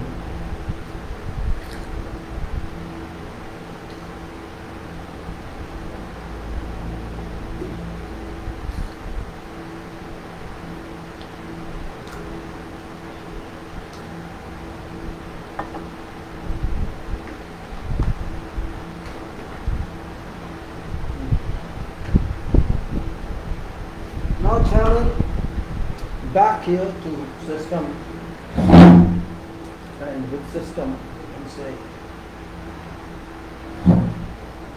I'm going to again to talk about the file we discussed yesterday about thermal resistance, soil thermal resistance and electrical resistance. We discussed so many files for various items. We have discussed stone. We can say what we have discussed. Let me see what we have discussed. We discussed so many files, and we discussed in soil. That was you can say in my soil directory here. We discussed the stone columns method in geoengineering projects, and we discussed granulated blast furnace slag in engineering behavior of stabilized soft soil, and then we also discussed same and ground soil resistivity, soil stabilization, bitumen, and we discussed control stiffness, and that is ground improvement services, ground developments, and also ground improvement, ground developments with, and what is soil resistivity, and definition, measurement of soil resistivity, and also hydraulically bound materials, HBM and cement bound granular materials. We discussed also, we say cement stabilization and modification, ground developments, and of course vibro stone columns, and then vibro stone columns ground development, stone columns, and now we are on soil thermal resistivity that we are discussing with an important file, important talk for everyone, for civil engineers, for mechanical engineers, for electrical engineers, for architects, and for contractors, for designers, for students of engineering, and for engineers in general. This is thermal. So this is don't guess and measure. Beautiful statement here in beginning, and I talked yesterday about this on 28th July video. This is why this says heat transfer capability to throw a substance by conductor. Thermal resistivity referred to as thermal resistivity is referred to as RHO. This is symbolic form referral of thermal resistivity. You can say in this file thermal resistivity is referred to RHO. Then we say that we talked of theory, and in theory says never use standard values, understand water content, and density affects RHO. RHO must be measured. Consider site specific variables. This is theory, and measure is two ways to test. Create a dry out curve and things to keep in mind, then reporting RHO and standards, then studies, I mean to say studies, and that study is wind farms, data centers, and public utilities, underwater cables, and references. This is contents of this file. In this preface, as we did yesterday, again refresher is better sometimes to understand more than we could talk yesterday, because yesterday I was not having that file on video on Facebook. Now I have put that file in video form on Facebook, and that uniform resource locator is given on text of this video. And go to text one. First one is URL, is title of this video, and also we can say we have done screen share references there, screen share URL of videos there, which you can, if you want to see this file, you can, my voice is with that clubbed, and you can listen to me. Small brief only, not very much, about 11 minutes, that is, I did not make it but other videos regarding soil which I am going to present to you maybe after few days, and those would be soil reports that will be in descriptive form, so that if twice or once or thrice we speak that, we may learn more than record. So it says it is reciprocal. Now what it says, electricity flowing in a conductor, electricity flowing in a conductor generates heat. We know that electricity flowing in a conductor generates heat. Resistance to heat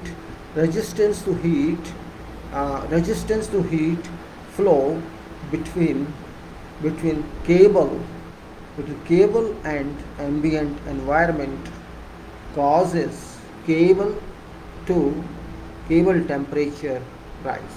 We know that. Because of heat, because of thermal energy flowing through cable, temperature of that cable shall certainly rise. This is understood. There is nothing very unspecific in that.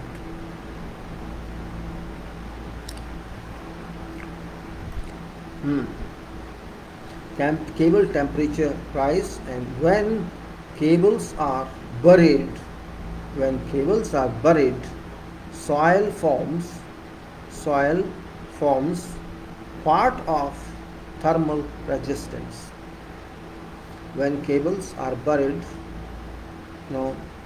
soil forms part of thermal resistance, and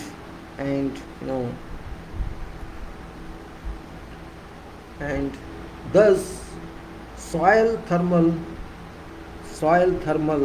properties become an important part of cable design. This is what it says.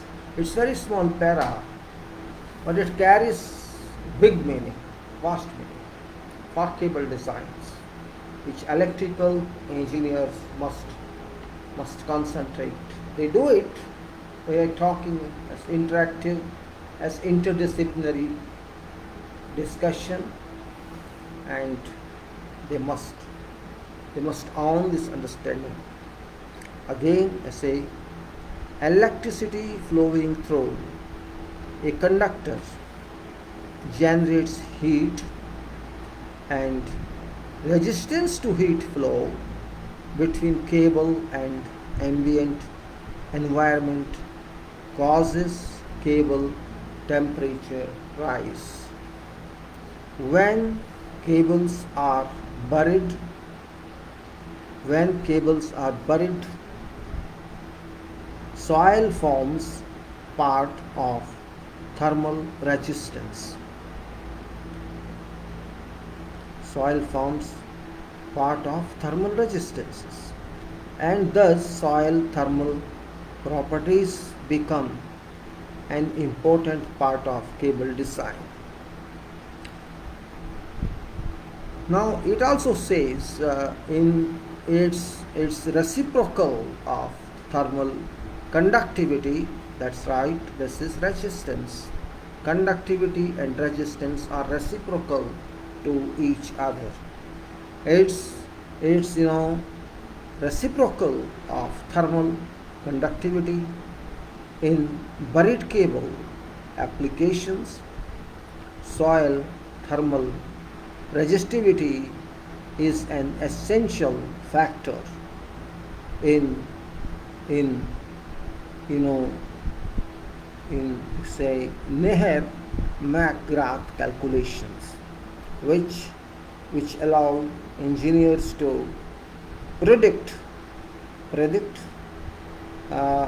temperature of buried cables and determine cable ampacity ratings. Cable ampacity means ampere rating, which ampere cable should be. Now, thermal resistivity is often reported in different measurement units. Different measurement units. Internationally, it is reported in SI units, that's standard international units, as degree Kelvin meter per watt degrees, that is, and Kelvin meter per watt. And in United States, it is more commonly reported as a degree C centimeter per watt, degrees Celsius centimeter per watt. Now, even in well-designed systems, soil may account for half of total thermal resistance. Even in well-designed system, soil may account for half of total thermal resistance. Engineers need treat soil thermal resistivity with as much respect as they do cables and ducts.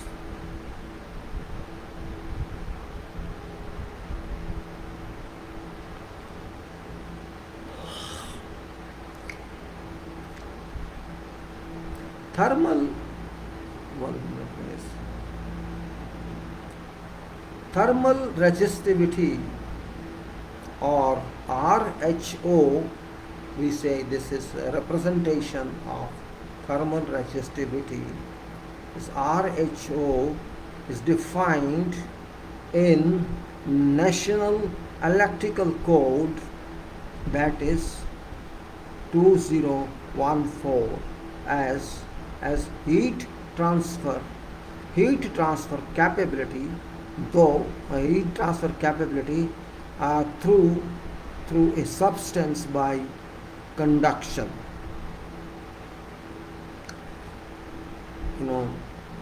Heat transfer capability through a substance by conduction. Now you have theory. It's theory, and this is page 4 of 29. What it says in its index, there are few indexes here. It says never use standard values, and this is page 9, I think. Look at variables, page 11, what to learn from models 12, and understand water content, this 14, water content in 15, and critical water content 16. Then density affects RHO 19, and grading counts 20. RHO must be measured 22, and instrumentation is 22. Lab services 22. Consider site specific variables 24. Unique situation 24. Watch surface 24. And consider engineered backfill material 25. Hot spots 25. So it is page now 529, and this is never use standard values. Never use standard values. This is represented by T1. Let us say what does it mean, T1. Never use standard values. In February 1998, a series of 4 power cable. In 1998, February, a series of 4 power cable failure blacked out New Zealand's most important commercial district for nearly 5 weeks. Official report cites, now this what actually it is, official report cites insufficient appreciation of importance of soil conditions. Says insufficient appreciation of importance of soil conditions as primary cause of crisis. Failure while spectacular, that failure while spectacular is far from only one. Power engineer Keith Lane always educates clients about importance of assessing thermal RHO. We tell them this is a real issue. If you don't account for this condition, you shall have a failure. This says here on title specific, the thermal resistance is a real thing. Wow. Now thermal properties, let's say these are given in some sketch form with rectangles and what you call them in columns. We say chamfer, yes, chamfer, and this is squares at 45 degrees, squares drawn at 45 degrees, and middle square is complete square, while 4 surrounding squares with chamfered on edge corners. These and indicate certain properties, that is thermal properties, and it is about this. And in between there are in full corner central square having lines extended to between parallels of both chamfered squares, plus minus multiplications and divisions. Let us see what does it mean.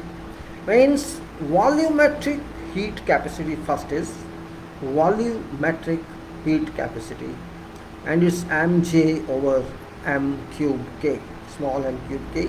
You'll see what is that volumetric heat capacity.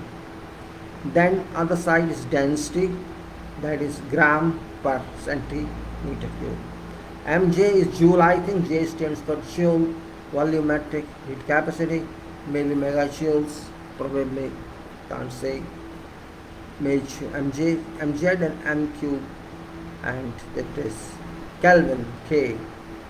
mj is divided by m cube Kelvin, and that is volumetric heat capacity, and density is gram per centimeter cube. And then thermal resistivity is C as degree Celsius centimeter per watt. Degree Celsius centimeter per volt is thermal resistivity, and thermal conductivity is watt per meter cube.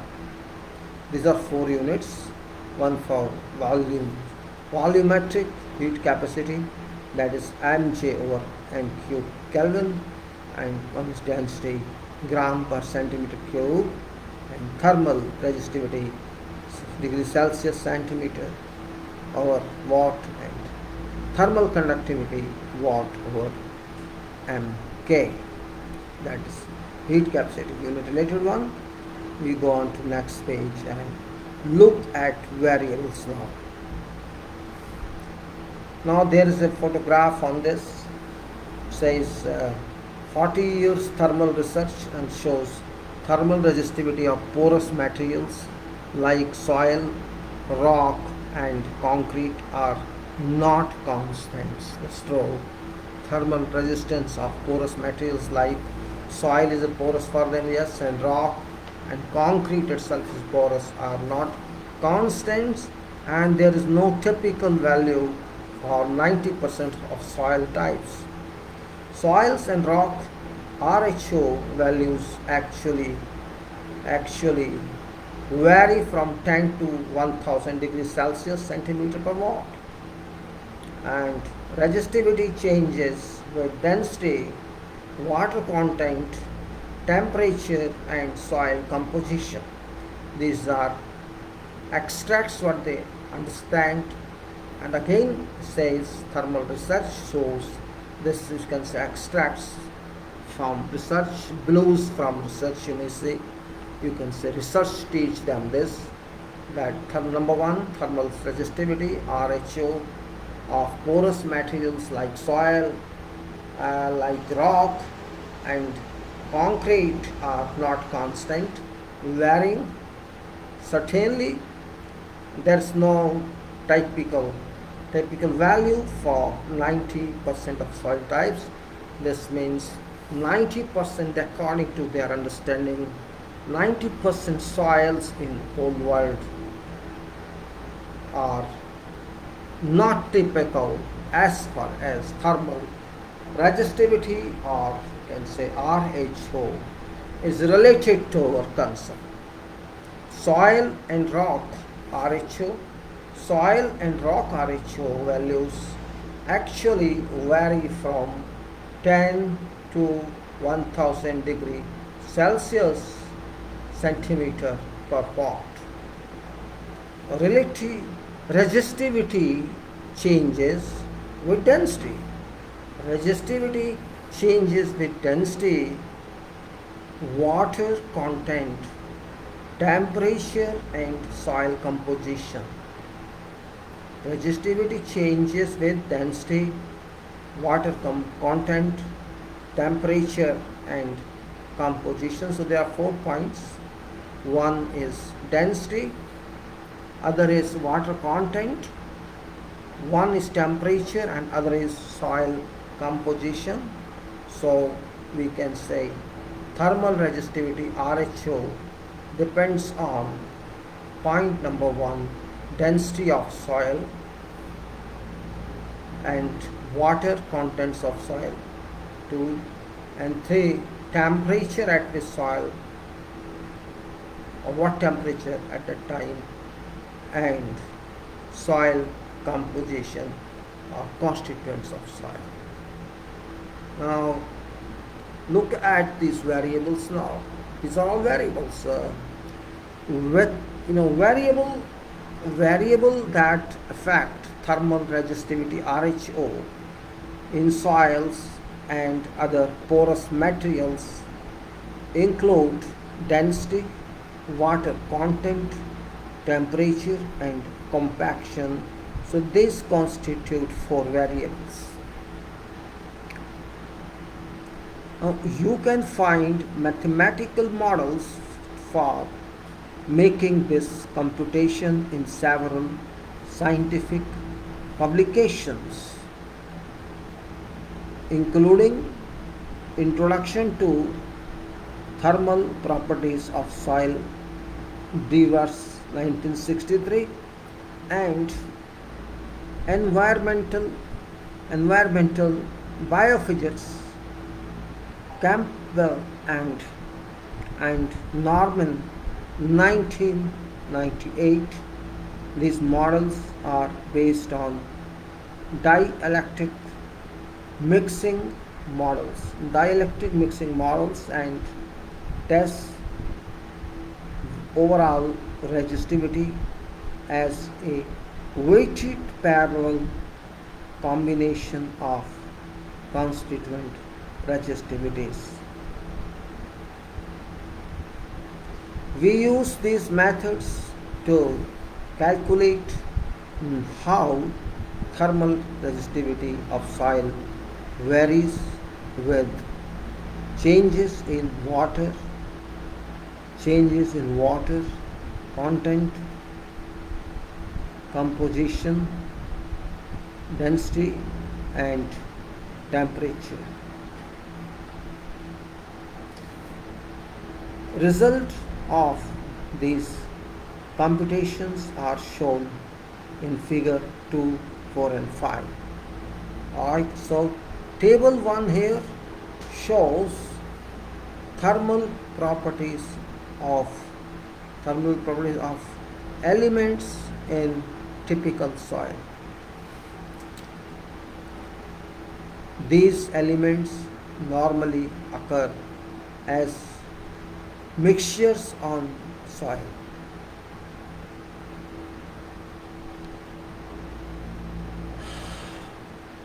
These elements normally occur as mixtures in soil.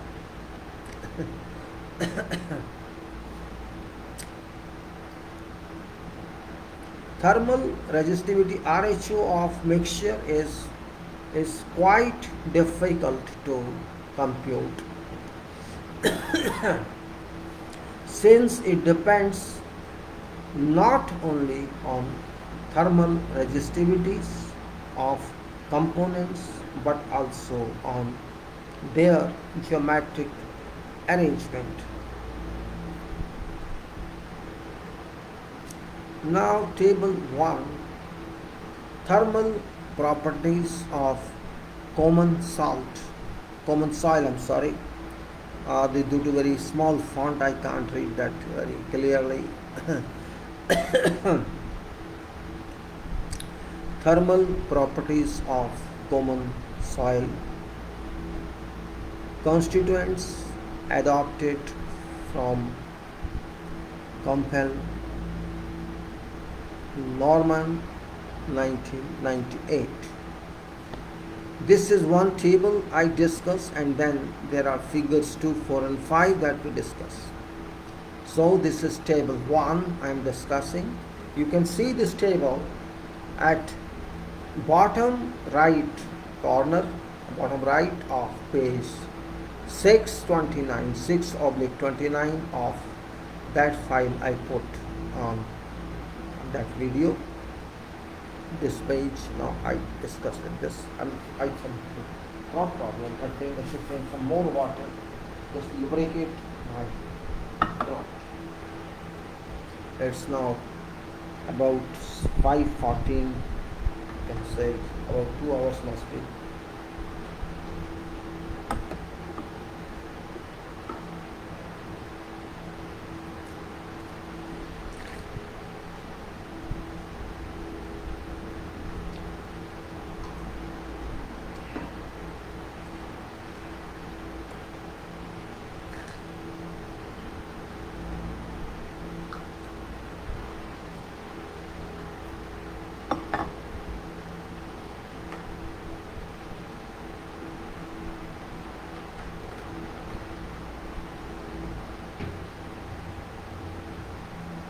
Now I can say, now we go further.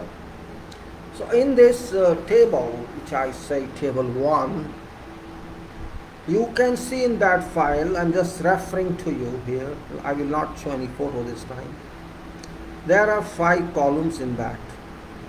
Not numbered, but there are 5 columns and in that, and there are not numbering, but there are 1, 2, 3, 4, 5, 6, 7 rows. Lines are shown.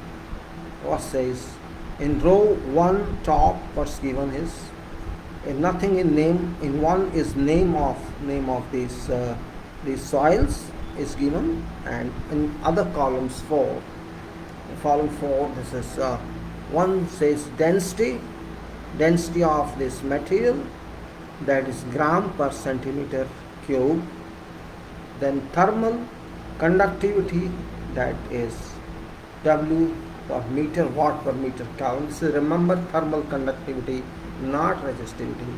And then resistivity, thermal resistivity is C degree Celsius centimeter per watt.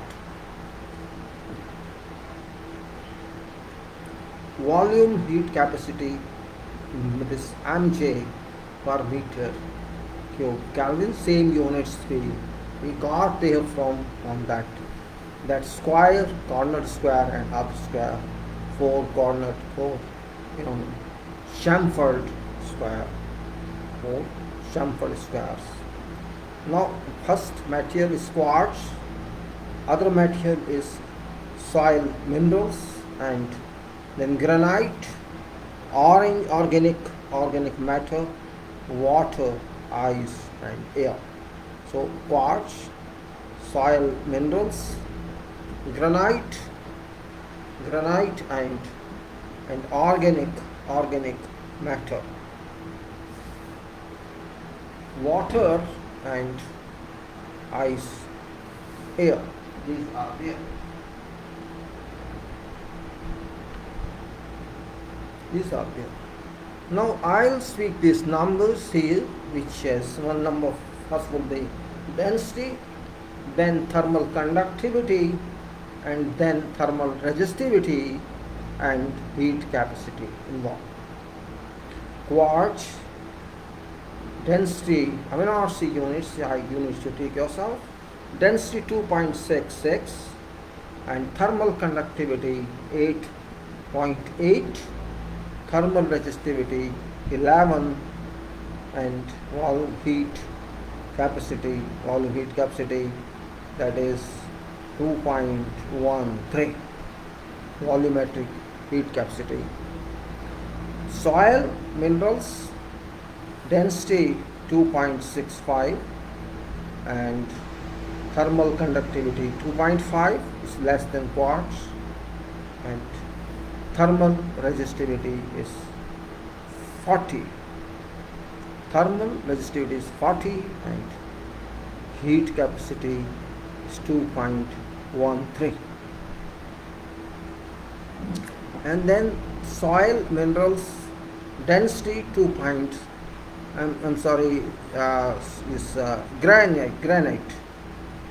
soil minerals are granite, density is 2.64, thermal conductivity is 3, thermal resistivity is 33, and volume heat capacity is 2.16.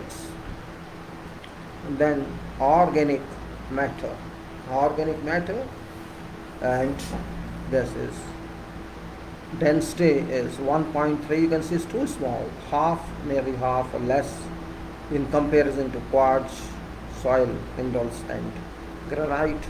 Organic matter is 1.39, thermal conductivity is 0.25, too small, and thermal resistivity is 400, big. Organic matter, thermal resistivity is 400 and thermal conductivity is 2.5. So here's the point of thermal resistivity is 400. And water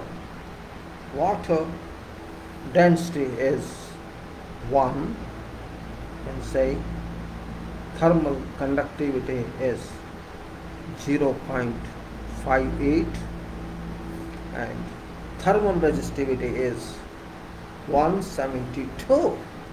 So it is lesser than organic matter but greater than except air all others. And water is 172 and volume heat capacity is 4.18.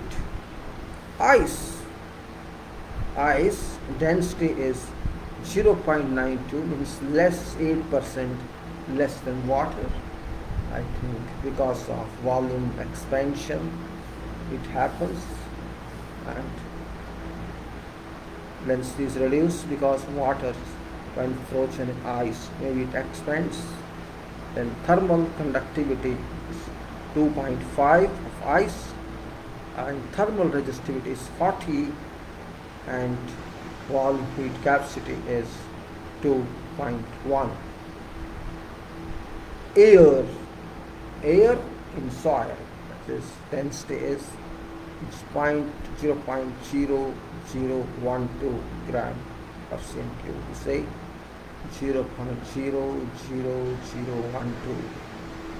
So it's very small, you can say it is 0.12%.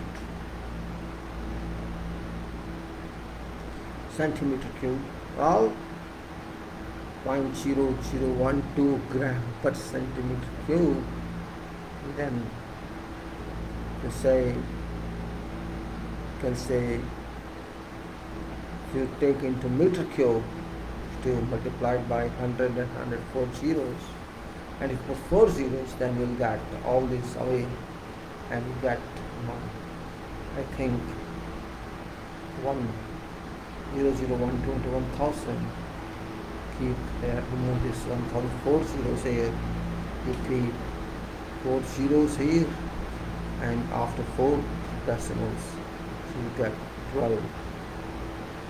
Right, then thermal conductivity is 0.026, very small, very small. No, it is thermal conductivity by air is very small. Thermal resistance is 3846. If your soil is having air voids, and it's not well compacted, this means, and it's not well compacted means this porous, and many volumes voids in air, or the voids in air resistivity is 384546 degrees Celsius centimeter per watt, and then volumetric heat capacity is 0.0012. These variations of all means, you can say organic material is powerful in resistivity, and this is 400, means much more than everyone else, and air on top in resistivity, and there is volumetric heat capacity. There's no major difference except this water, and of course you can say that all that are different. Now, what to learn from models? You have to see that point. What to learn from models? Page 7029 of this file.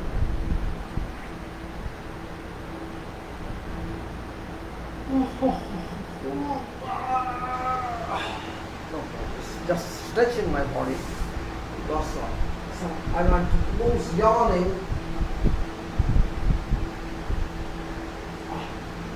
Sorry, gentlemen, I have to do that.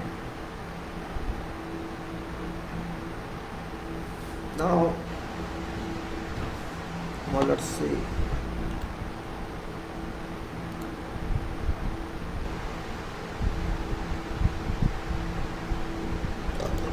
Sorry.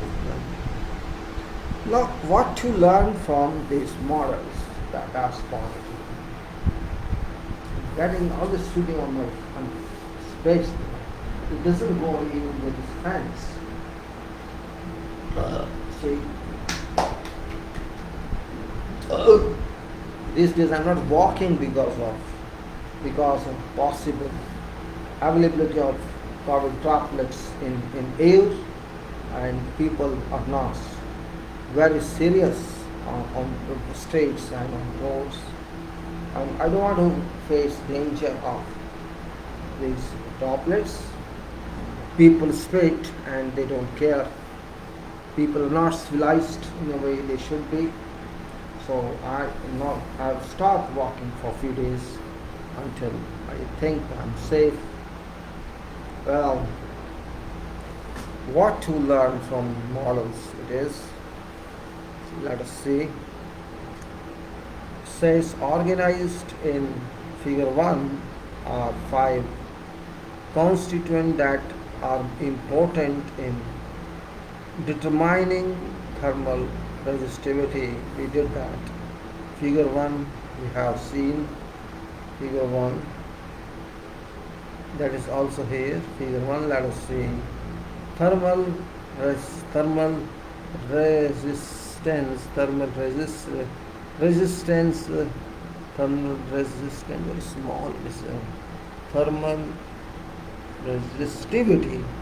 Thermal resistivity is of common soil constituents, common soil, maybe constituents, something written in constituents. Well, let's move further, whatever it is now. This is a figure here. This is shown in half circle, then another curve parallel to that, and then there's cut, and also another cut and cut. I'm just giving properties as it says within this diagram. There are two, that's for quartz and for other soil minerals, and thermal resistivity is degrees Celsius, centimeter per watt. Arrow is shown this way, so it indicates these five points of that is number 1 quartz, then other soil minerals, water, organic matter, and air.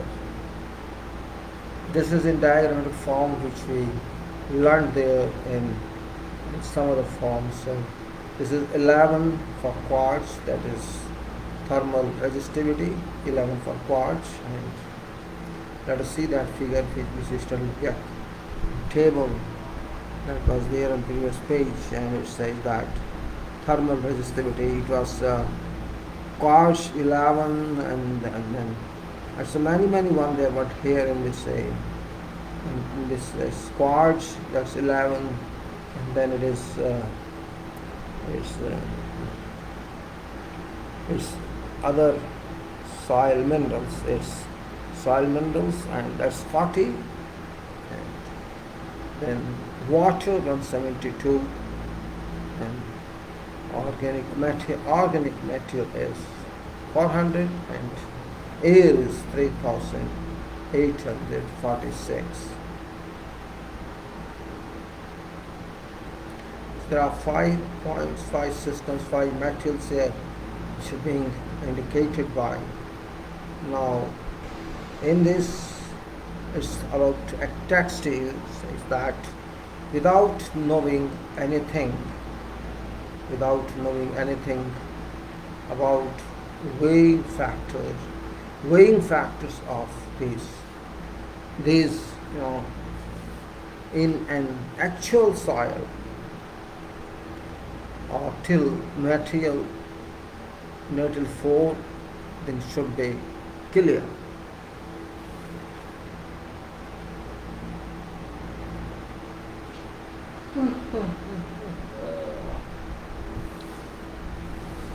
Just like dry my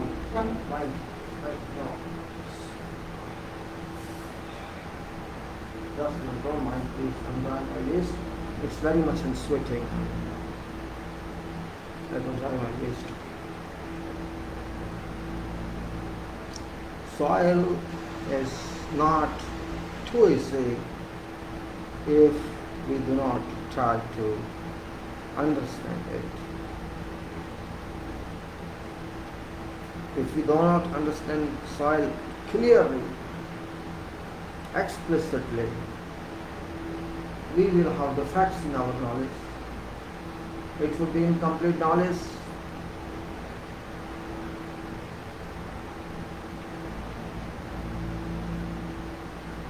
Engineer education should be that strong.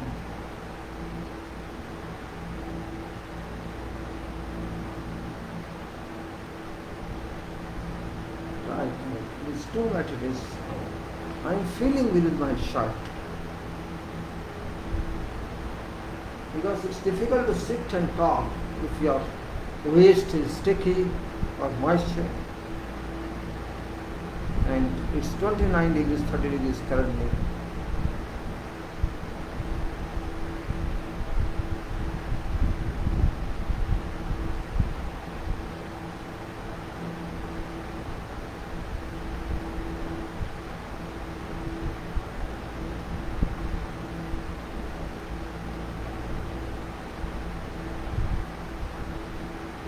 Come on, do it. 1 minute more.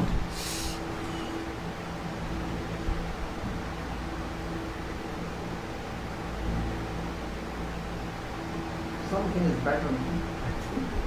Maybe for a few moments, maybe half an hour again.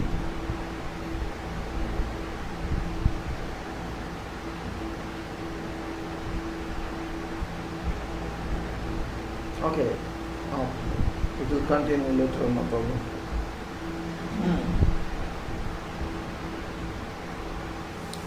So here I say, now air is bad, it says 01, air is bad.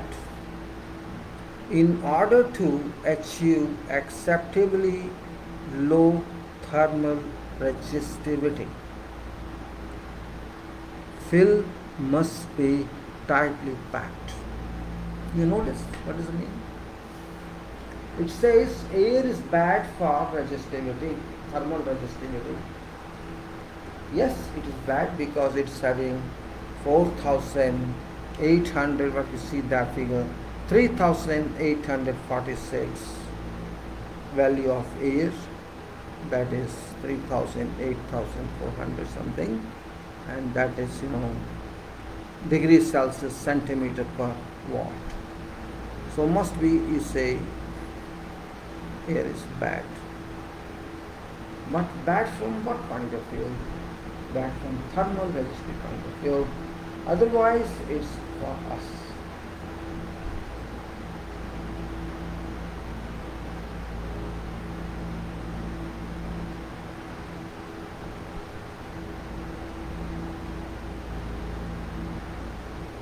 So air is bad, we say, because its thermal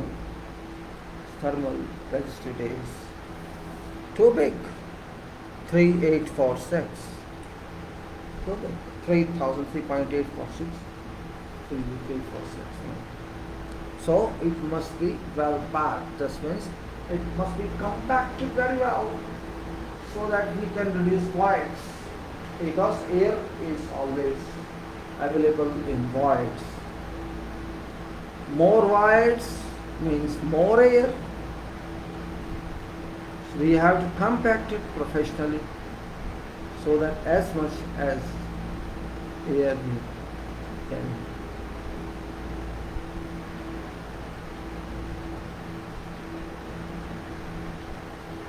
Then next point is, if you do not compact it, it won't be dense.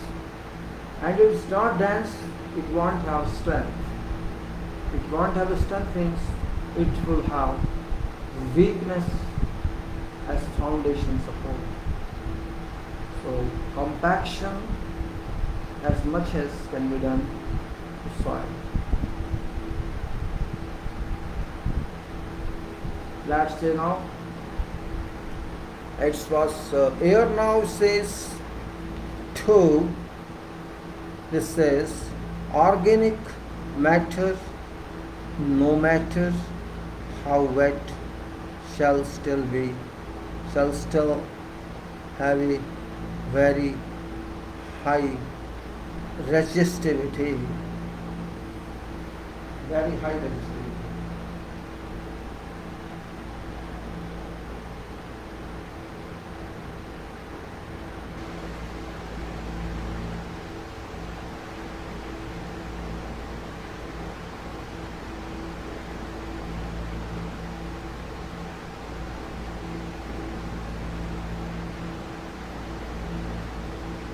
So say that is after a year it is organic matter, no matter how wet it is, still have a very high resistivity because of 400 values rather than, you can say, about one tenth, say approximately, of air.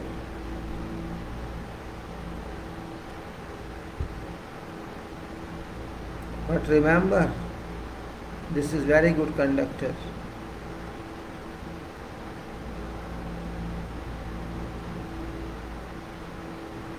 Very good. Now we have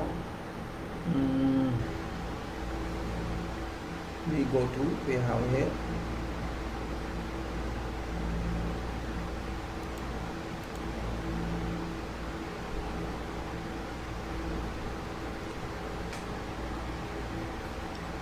replacing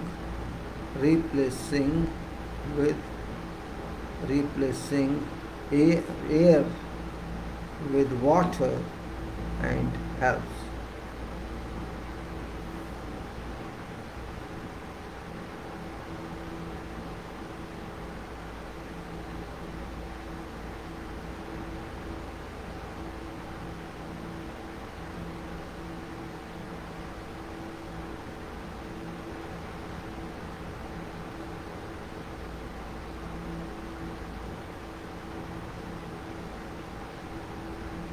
So let's move further. Replacing air with water helps. Helps for what? Replacing air with water helps, but water alone is still not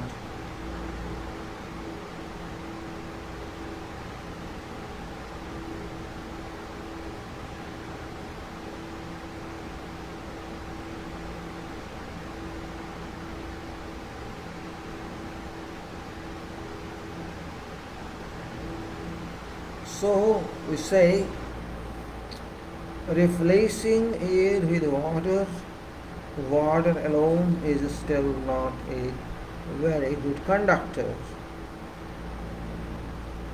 And then fill materials high in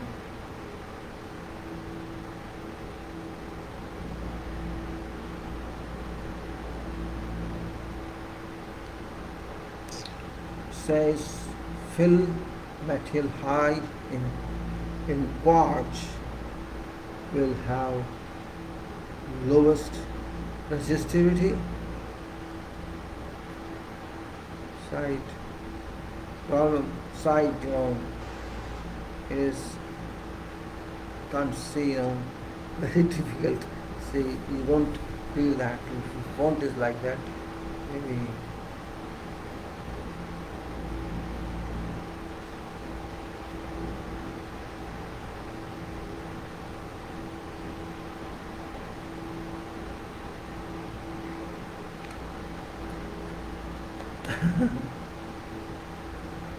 Fill materials high in quartz will have to have impact master.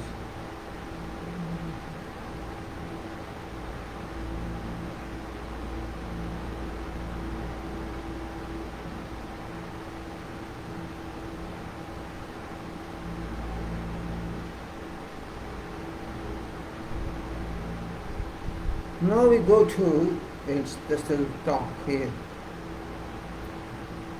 we have here, it's difficult to really read this. My God, water content here, and I think I'll do it later.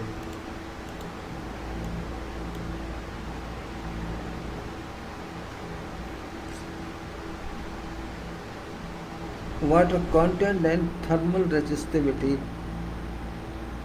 One abscissa line is water content in percentage, and ordinate is resistivity.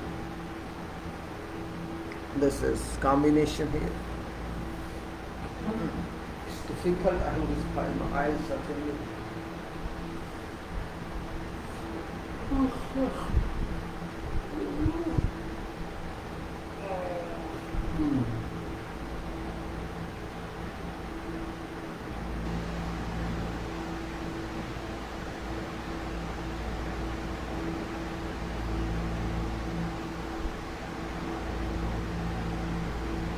Let's close window.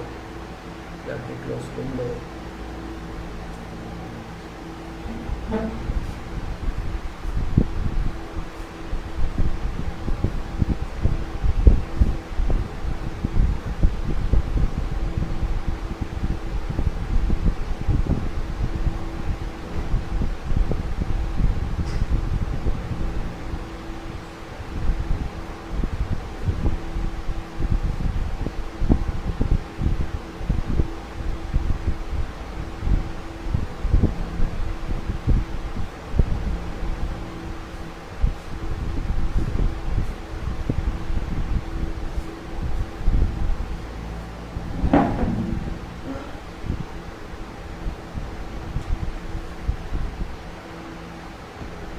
Now this graphic representation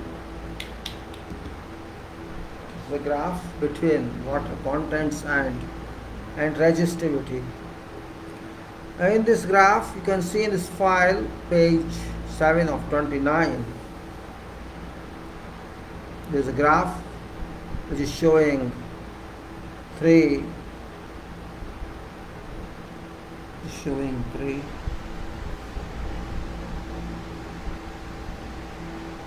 So this figure 2 actually is figure 2 is graph.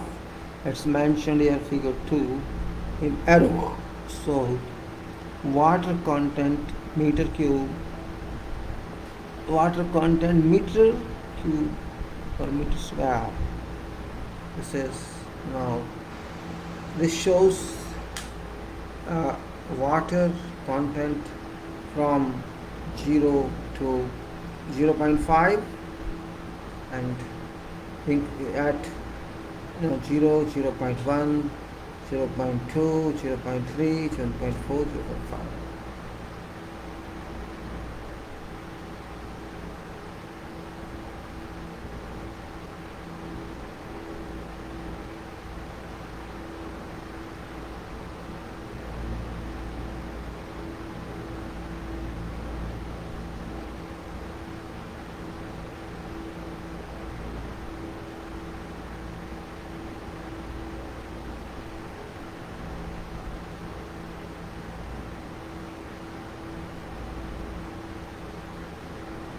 In this graph, 0 to 0.5 at frequency of 0.1, 0.1, 0.2, 0.3, 0.4, 0.5, and then you can say resistivity from 0 at interval of 100 up to 700,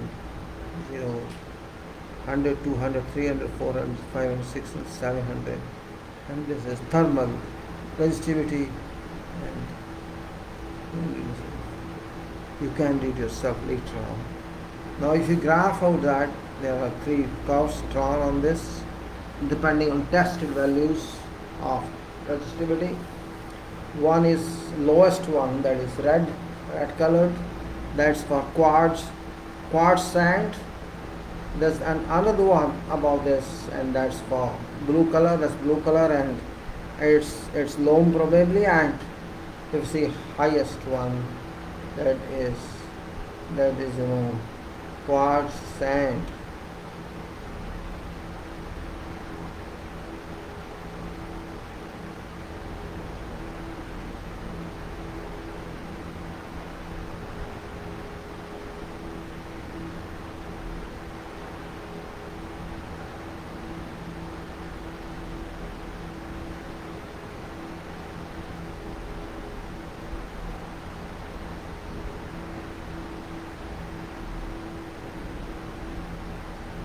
In this, you can say, I explained to you, you can see yourself as well.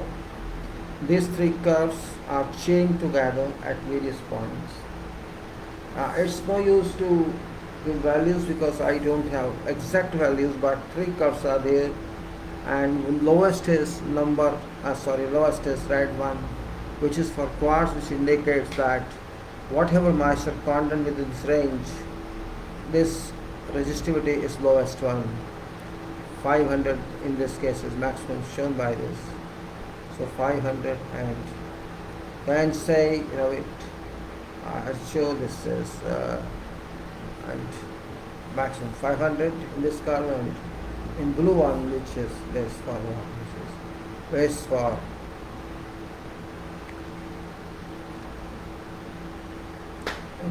and this is from say 500 something to down to similarly down this much. And then there's another one, that's blue one, that's not a blue one, a violet type you can say, or red color. This organic material, you may say, organic, and it's higher than all other.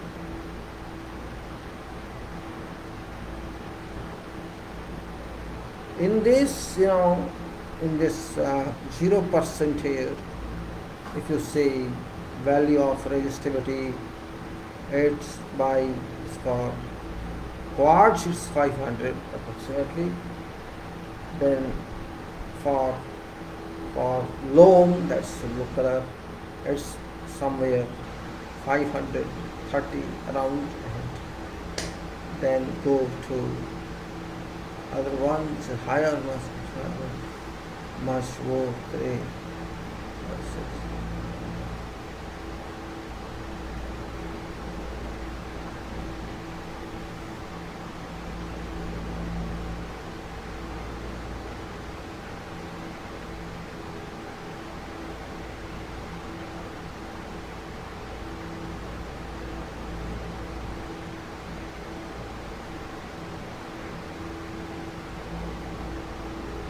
So we go now to understand these curves.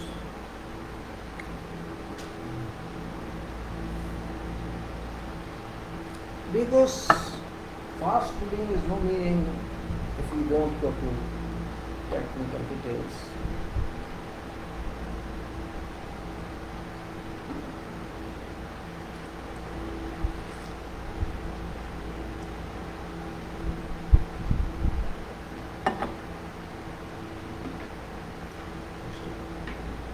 I think it's dehydration.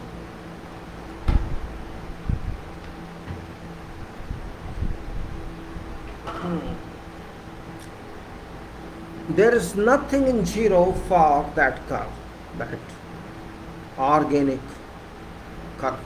There's nothing in that. If you go further to point 0.002, you'll find that there's a point for red in this quartz sand, and that lies around 450, and then there's 500 for other one, that's for loam. There's nothing in for other one, third one, and that is organic. In organic, one reading starts at about 0.08, 1.08.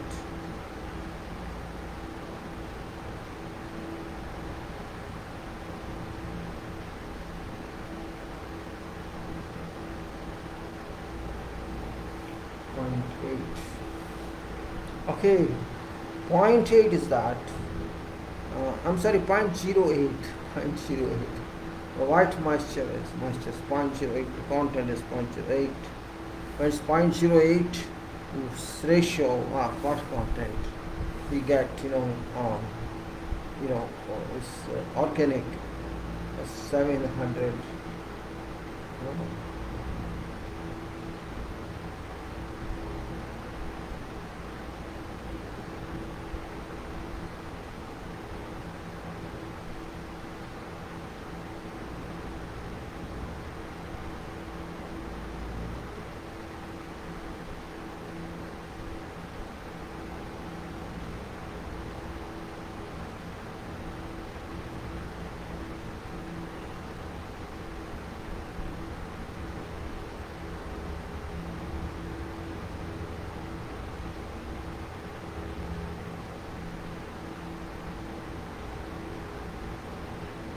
So we can say, higher resistivity is in, of this organic soil.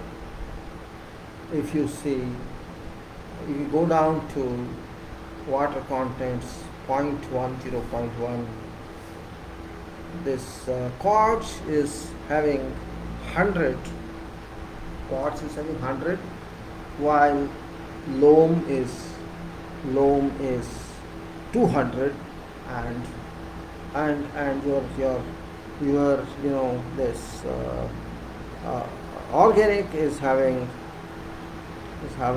at 0.1 550. So in all these three cases there's a difference.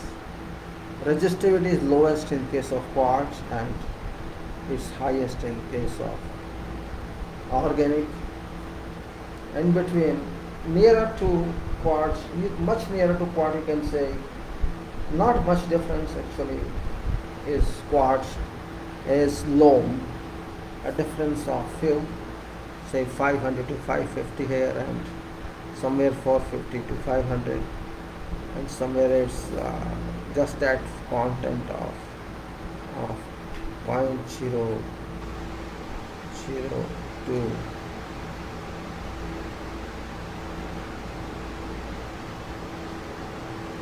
Quartz and loam are near to each other, not touching anyhow whatsoever to each other, and at end if you say 0.5, that is water content, that is water content meter cube per meter square. It's 0.5, and at 0.5 your quartz is say 50.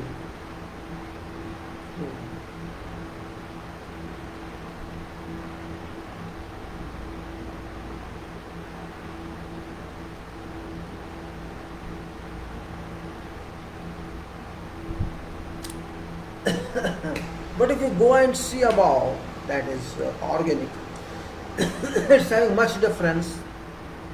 At I said at 0.1 it's 550, and at 0.2 it is a little less than 400, and at 0.3 it's little above 300, and at 0.4 it's little less than 300, or you may say 275, or then at 0.05.5 this is 200, maybe 25. So these three variations we have seen on these curves of metals, quartz, loam and organic. We have to understand this way. Now what it says, we have to say also. Figure 2 we have done. Soil is not difficult to understand if you just closely study this. Because there are no many formulas involved, and I think for long.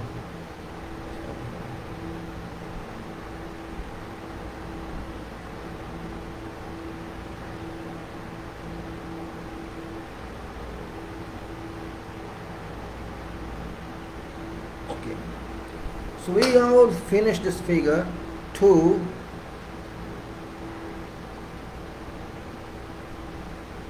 And there is a noting on this figure 2, and this noting is resistivity of wet organic soil.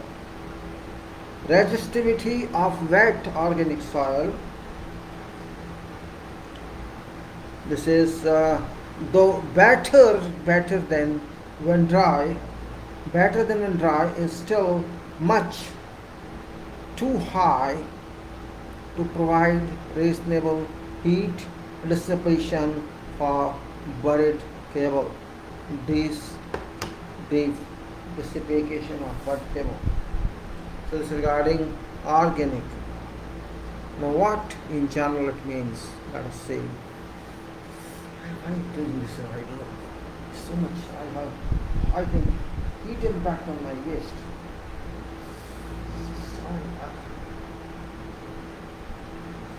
This morning time disposition, I take many times part when it happens. In general, thermal resistivity of a mixture. In general, thermal resistivity of a mixture is strongly influenced by component with highest resistivity.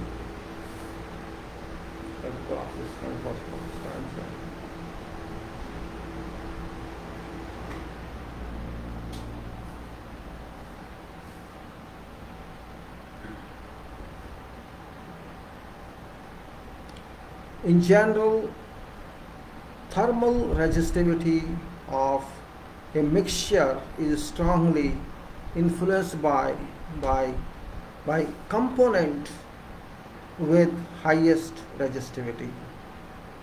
Dry quartz sand and dry loam soil have comparable resistivities as we discussed. Even though resistivity of minerals differ by a factor of 3 as table 1. Now, as limiting resistivity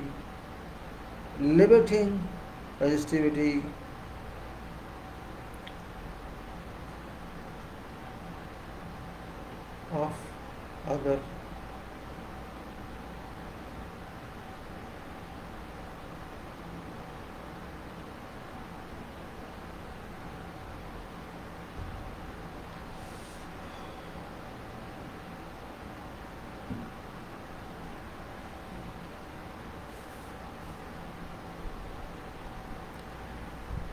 So in general, thermal resistivity of mixture is strongly influenced by component with highest resistivity. Dry quartz sand and dry loam soil have comparable resistances. Even though resistivity of minerals differ by a factor of 3. As limiting resistivity becomes smaller differences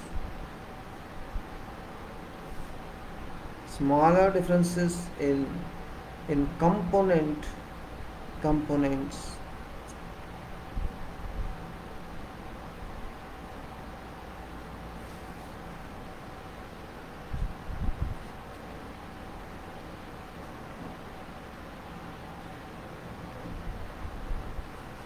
I think I should wear out shirt, but it doesn't look nice, you know.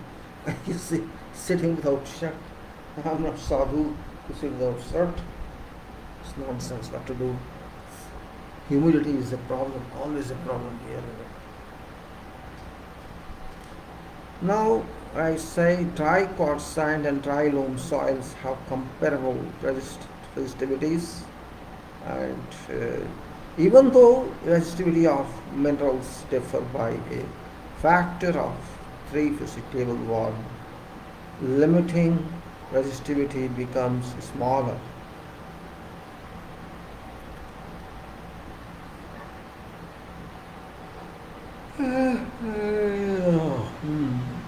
As limiting resistivity becomes smaller, differences in resistivities of other components have a large effect.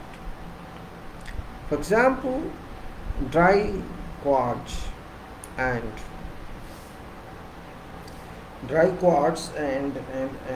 you see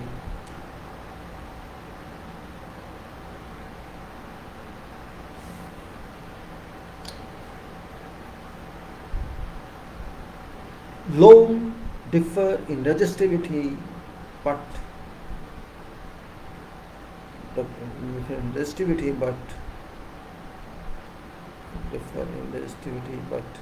about 10%.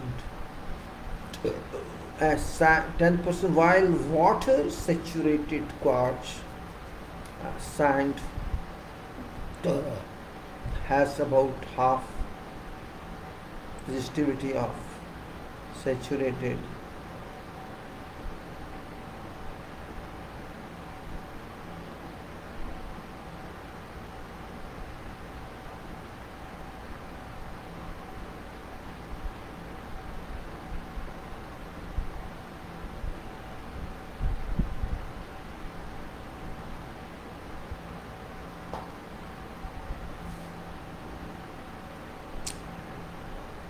Figure 2, now we are going.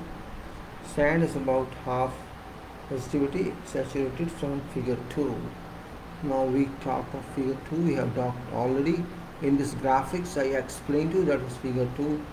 Now we are going to other one, and that is T2. T2, that is, and it was T1 I think before.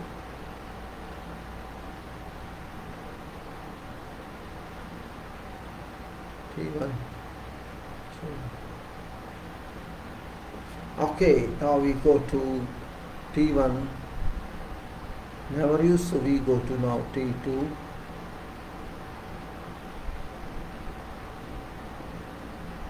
T2.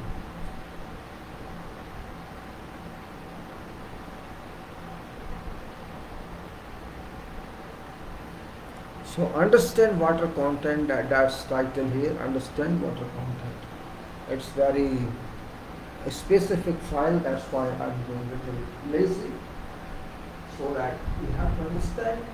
We don't want to work on something very important in soil, and it takes an understanding by engineers. Yes, I think something more important than your software, structural design software, because you have to design foundation. Without foundation, you cannot finalize your structure.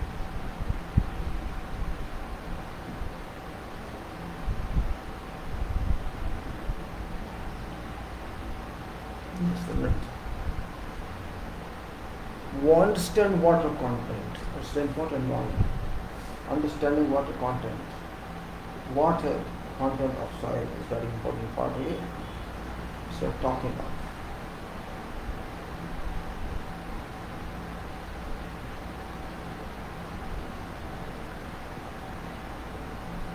Who's considering the concept? No.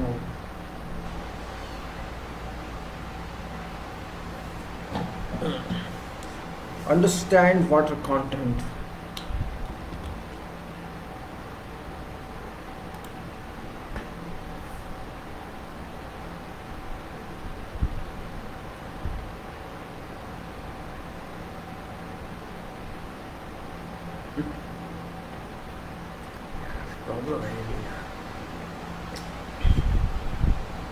I closely, I put it up here, not to be close too much. Alright. Oh no. Where are you? Yeah, I'd say for some, I don't know. I just done. So I sent is other one is 2 out of 2 minutes. That's 2 out of 2 minutes. Let's see.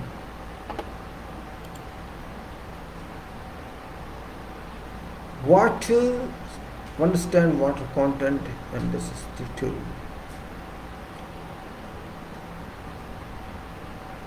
Now it says a quick draining soil. A quick draining soil like coarse sand, quick drain out completely permeable, no problem. A quick drain soil like coarse sand. And quick drains coarse sand will respond differently to precipitation and fine soil. Right. Quick draining soil like quick draining soil like coarse sand. Coarse sand respond differently to precipitation than a fine soil. Fine silt soil. Asphalt and concrete. Asphalt and concrete.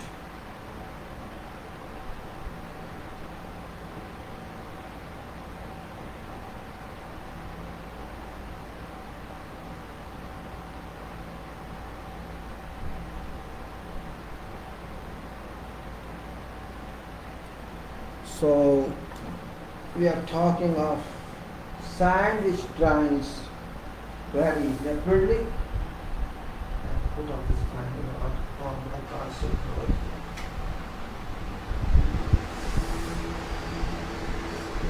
That first. Let us see how it goes. A quick draining soil, a coarse sand respond differently to precipitation than a fine soil. Asphalt and concrete coverings like roads and sidewalk. We are talking of roads. Asphalt road coverings like roads and sidewalks with good drainage system can prevent moisture from reaching soil.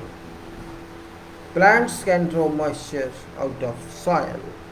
Plants can draw moisture out of soil as horticulture, but only to certain point. And soil below and even slightly above a water table can remain saturated, all pores filled with water, as is displayed in bottom frame of figure 3. Figure 3, and that is figure 3 here. It's given there are three air molecules. Air molecules represented here by what? Some air molecules is given by, I think in representation is, what is one represented is a mineral particles and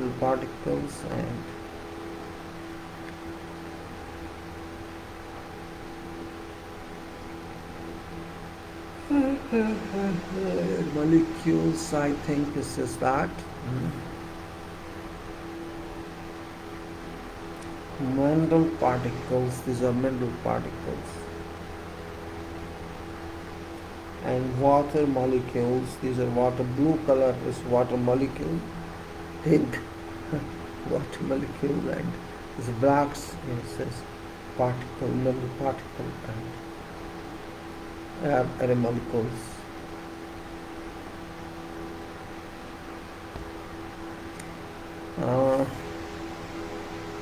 This is written containing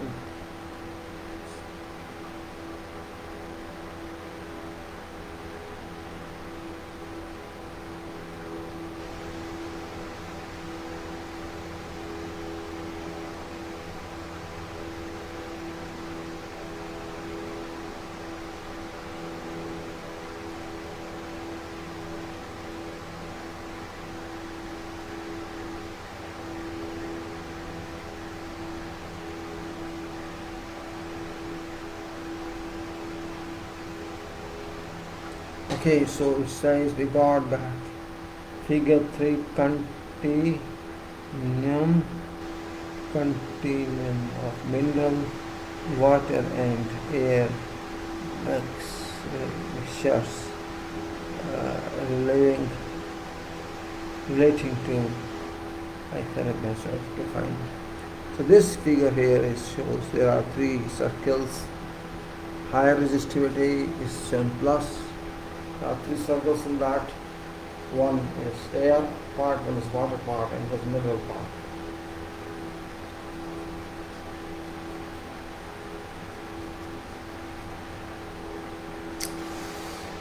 Say then these are representations, and now if you see water content in field figure 3.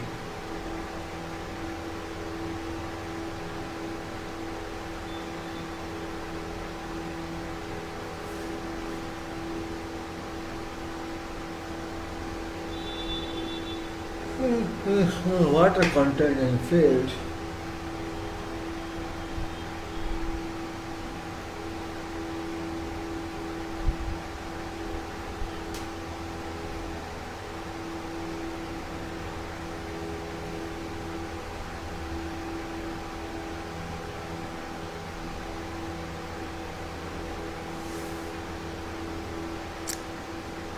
Now figure 3 is a graphical representation of different minerals. These circles I'm showing you, blue circles of minerals. This is you can say a graphical representation of different minerals, waters and air mixtures.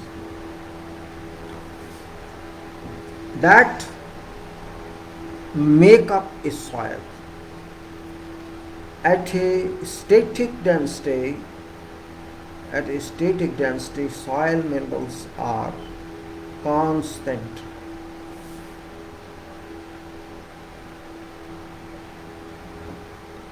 It says at a static density, soil minerals are constant.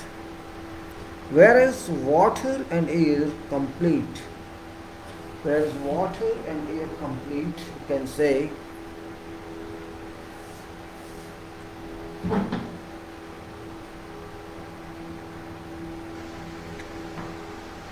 water and air compete for same space. Water and air compete for same space. Compete means they want to occupy space. Soil and thermal resistivity changes based on amount of water or air held in soil pores. Now figure 2 shows impact of air and water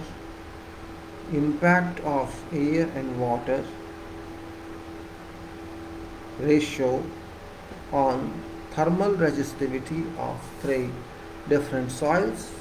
It's clear that thermal resistivity of soil will vary by a factor of 5 to 10 at water content changes.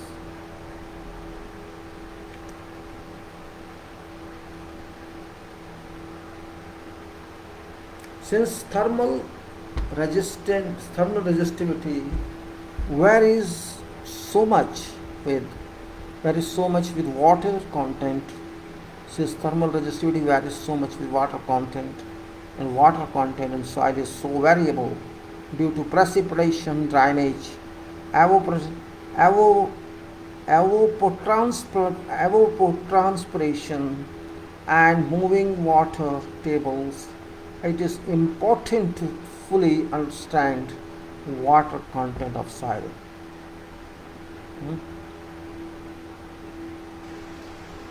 Since thermal resistivity varies so much with water content, and water content in soil is so variable due to precipitation, drainage, evapotranspiration, and moving water tables. It's important to fully understand water content of soil.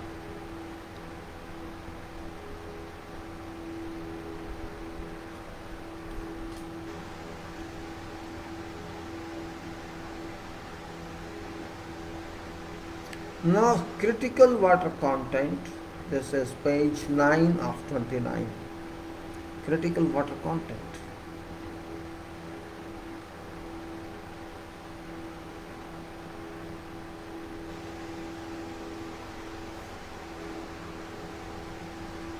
Minimum water content in root zone of growing plant typically ranges from 0.05 meter cube per meter cube.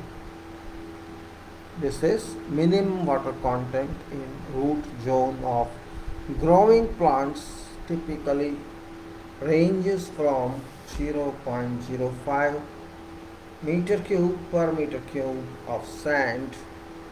This means 0.5 0.05 meter cube water meter cube, and 1 meter cube is 1000 kilogram, and this is 0.05 meter cube. This is 1/20th of 1000 kilogram. 1/20th. 1/10 is 100, so 200. This is 200 kilogram per meter cube. So this you can say minimum water content in root zone of growing plant typically ranges from 0.05 meter cube per meter cube in sands to 0.1 or 0.15 meter cube per meter cube for finer texture soils. So 3 times for final textures. 0.05 means 3 times 0.015. So that's in finer texture soils. So sand is 0.05 meter cube per meter cube, and you can say finer texture, that's like clay or something that way. It's 0.15 3 times. These water contents correspond roughly to water contents threshold, and this figure 2 where resistivity increases rapidly with decreasing water content. This threshold is sometimes called critical water content. That is figure 2.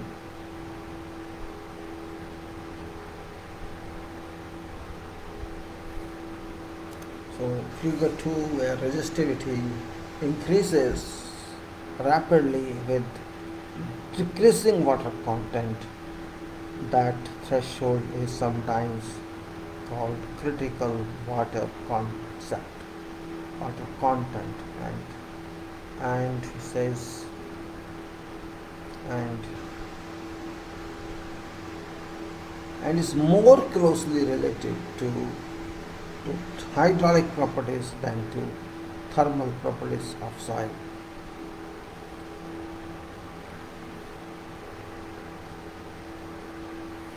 Now, above critical water content, soil acts like a heat pipe.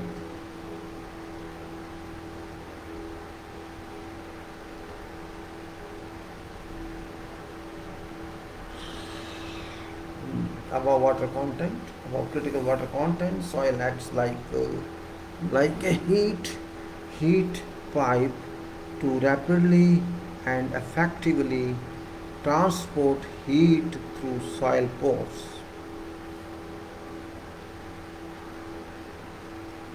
Effectively transports it by pores. In this process, water within pores evaporates on hot sides and transports latent heat across pore, then condenses on cool side. So in this process, water within pores evaporates on hot end or side, transports latent heat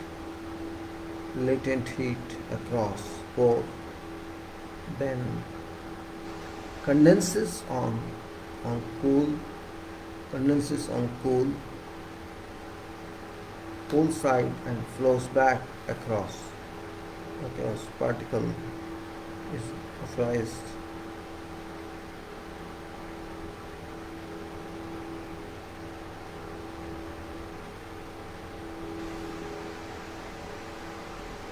Flows back across particle size, particle even.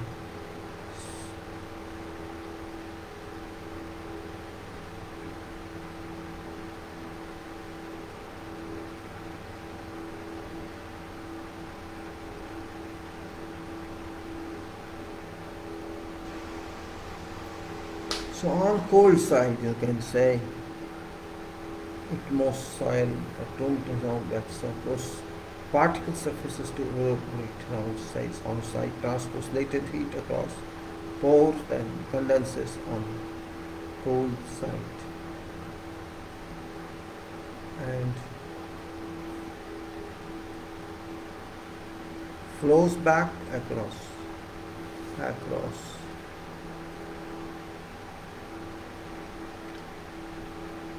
because particle surfaces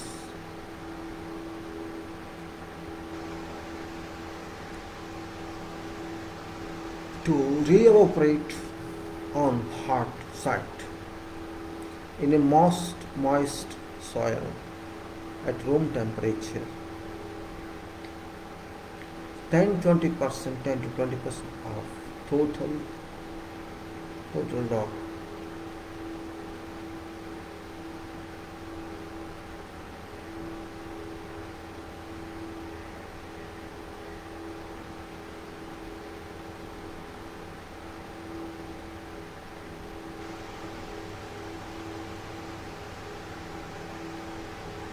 Okay, we forward now like this. We put this fan also on. I'm feeling very hot.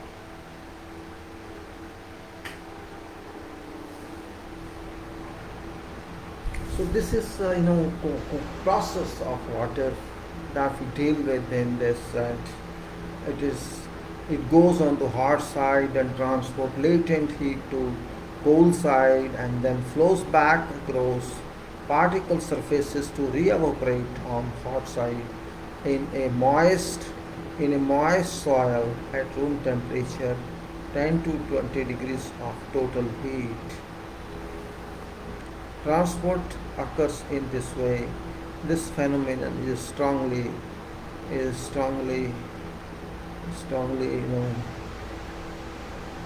second one. This phenomenon is strongly where's the other one? Maybe next one. Strongly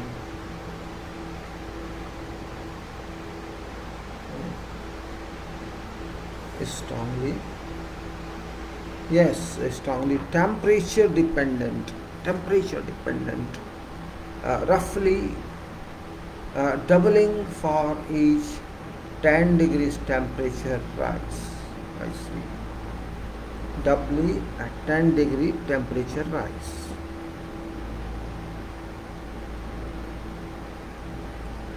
Critical water content point is significant in buried cable design, because when soil moisture level around cable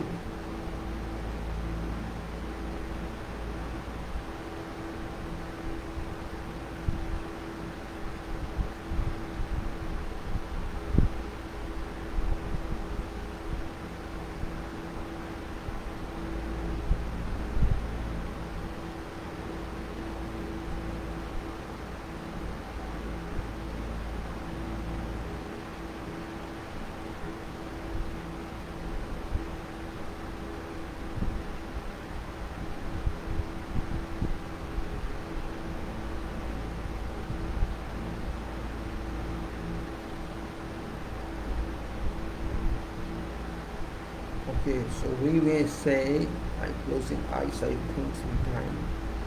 Critical water content point is significant in buried cable design because when soil moisture level around cable approaches this point, cable heat would drive moisture away during drying soil. So let us say one was this temperature dependent and doubling for each 10 degrees temperature rise. We will see in graph how it works. In critical water content point is significant in buried cables, where buried cables designed because when soil moisture level around cable approaches as point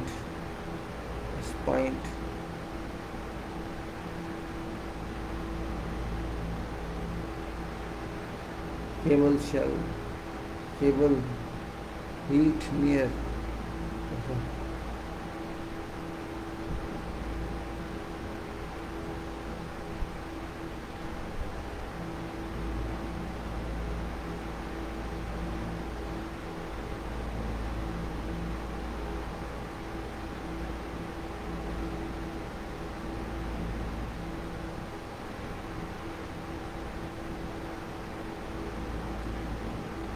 Alright, so now we will discuss this in clear terms.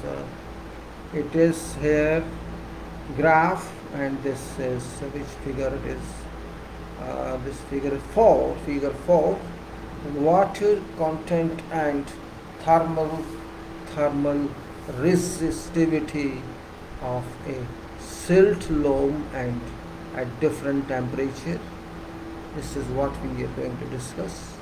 Figure 4 and figure 4 water content, and let me just blow it little up.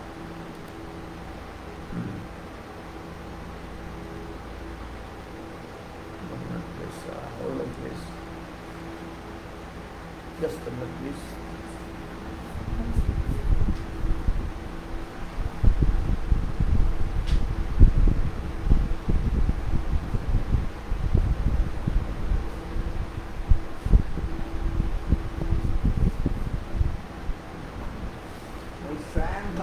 Come here. So this graph is between moisture content and resistivity. Is this thermal resistivity? Thermal resistivity, and that is in degrees, and that is about here water content. So we are talking of temperature. Is that? Yes, this temperature is, you see temperature here, and that is, there are 3 temperatures given here. Temperature for quartz is 50 degrees Celsius. For loam is 25 degrees Celsius, and for organic is 0 degrees Celsius. What does it say? Temperature. Now we have to understand this point. Water content and thermal resistivity of silt loam of different temperatures. This is graph. Now on abscissa, this is same water content from 0 to 0.5. 0.1, 0.2, 0.3, 0.4, 0.5, and these are having divisions such as this. There are five divisions in 0 to 0.1, so it could be 0. Divided by 20, so 0.00, 0.02, 0.04, 0.06, 0.08, and so it's like that. And then we have this thermal resistivity from 0 to 700, but temperatures are low. We are taking 25 degrees Celsius, and your quartz we are taking 50 degrees Celsius. What does it say? That's the point here. If I see that, you see this curve here. If we see curve of quartz, and this is at 0 moisture content, water content, resistivity is 500. Then if you go to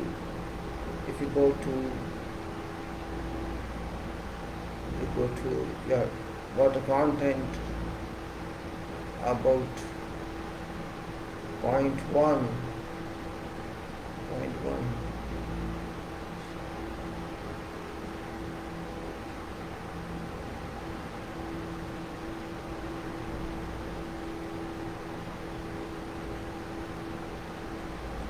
says that at 0.1 water content, its resistance is 105 approximately.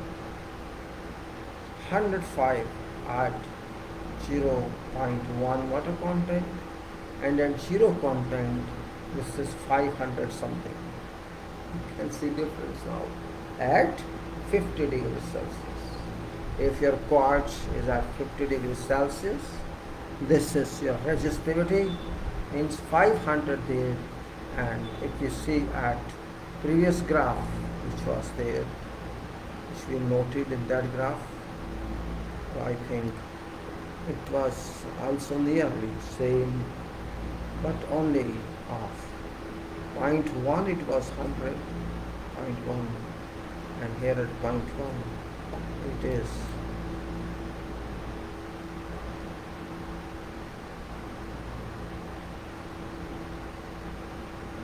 its 0.1 is 100 and 0 is 500, and if you go to 0.2 it is 100, and go to 0.3 it is 100, and we go to 0.4 it's 100, and if you go to 0.5 it's 100. This means up to 0.1 and 0.01, 0.11, 0.1 and 0.01, 0.101.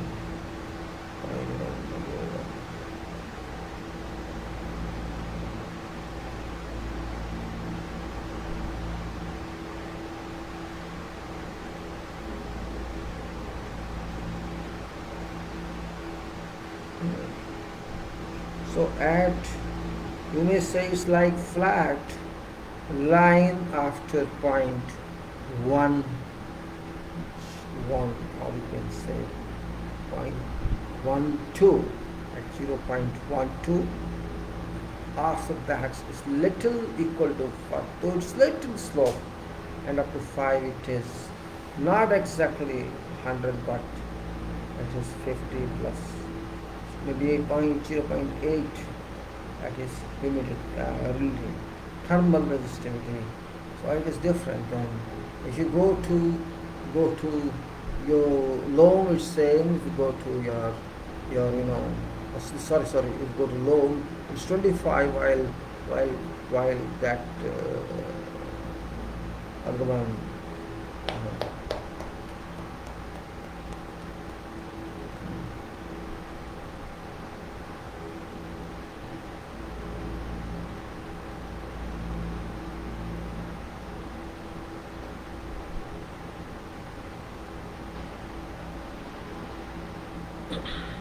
So when we are talking of loam here, it starts similarly at same point. It's all these three are somewhere coming together, particularly from point 0.2. These are coming too closer to each other, and at point 0.4, approximately 0.4. Meditation.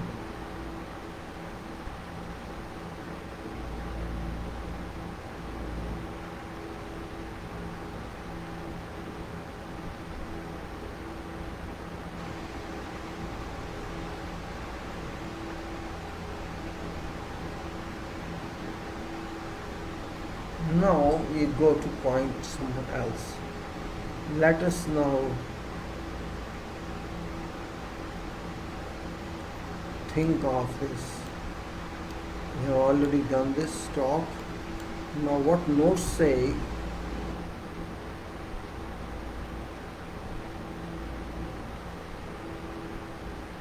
What, there's one picture here. This picture क्या कहती है? Let us see this picture, what it says.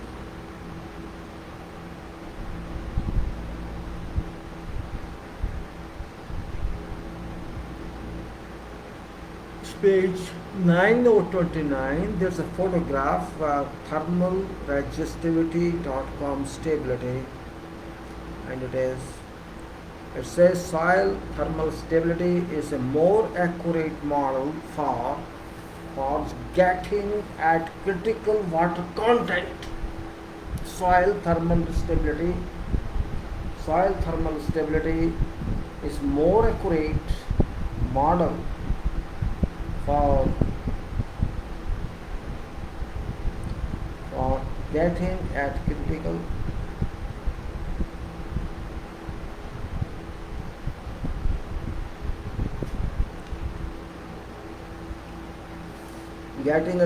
water content. Soil thermal stability is controlled by systematic coupling of heat, water vapor and liquid water through transport of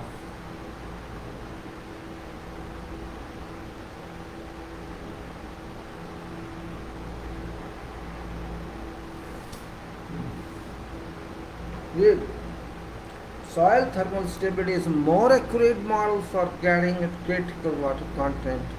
Soil thermal stability is controlled by systematic couplings.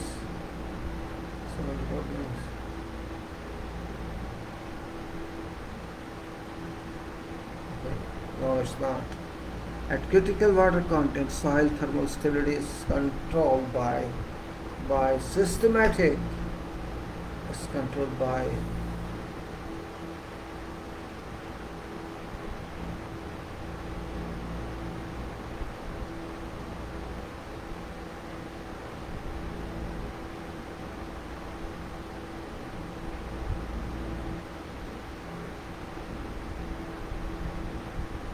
then we say, why you will leave this, not don't leave it.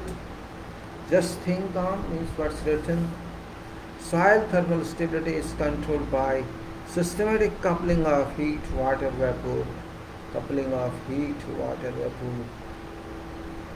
and liquid water through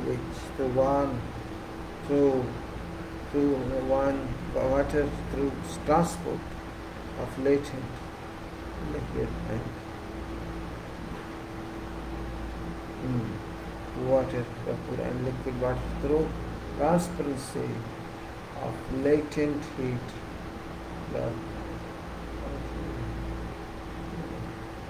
Why should we know? Says water vapor and liquid water through liquid water through transport of latent heat of vapor, lux, distance, content things.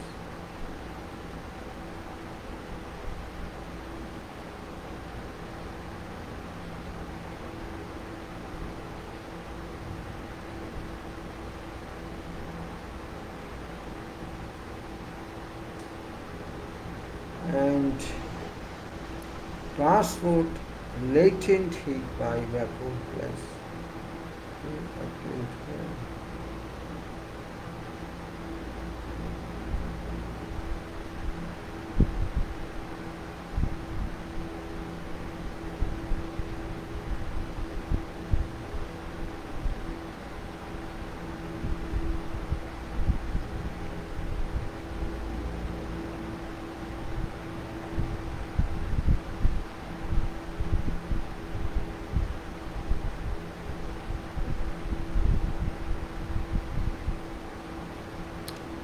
Okay, so this note is very important.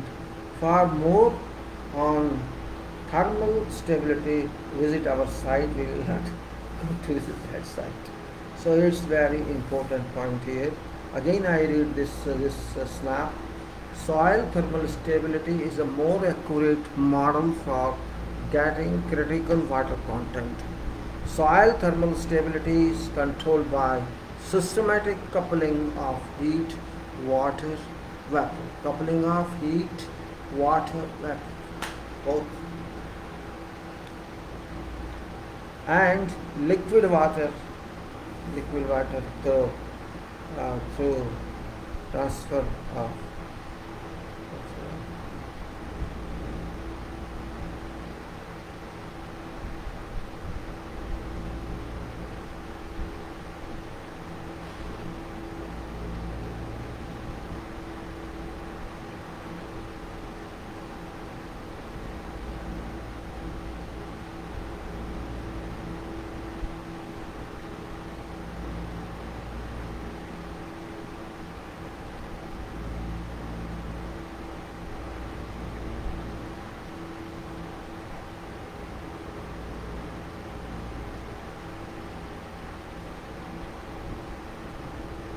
then you can say, I stop always here. I do what? By systematic coupling of heat, water, and liquid water through transparent,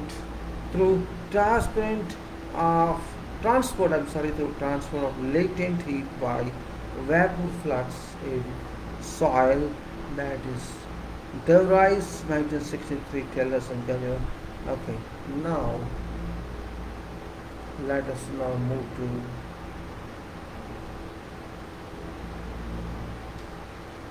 temperature dependent. Trust here.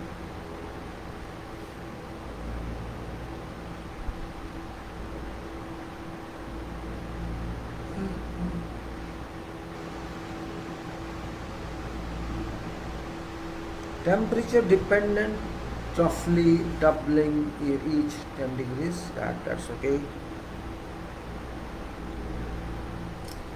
So this is from there, I think. Okay, from there. Then we can say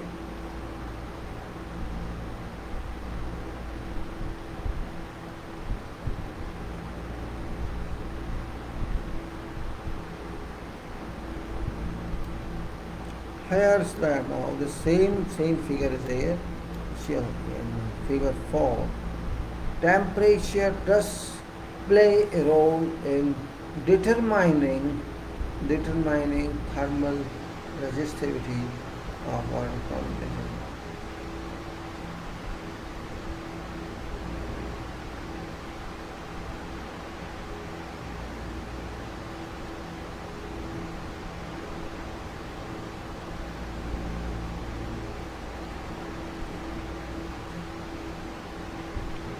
Temperature does play a role in determining, we have done that, okay.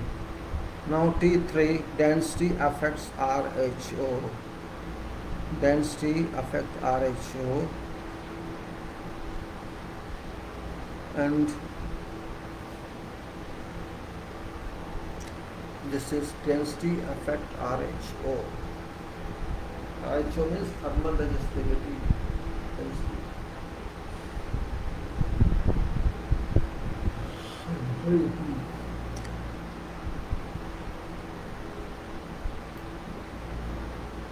Here's a photograph on the pipe laid on cradles. This is photoelectrical conduit pipe in trenches. And this is T3, density affects RHO. It's already shown, file, I will just tell you what's that.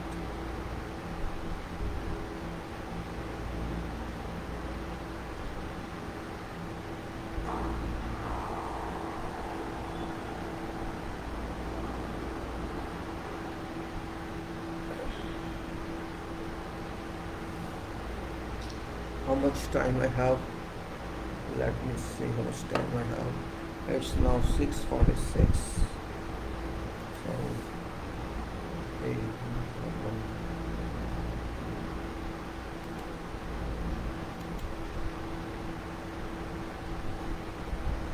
us see how much I am done.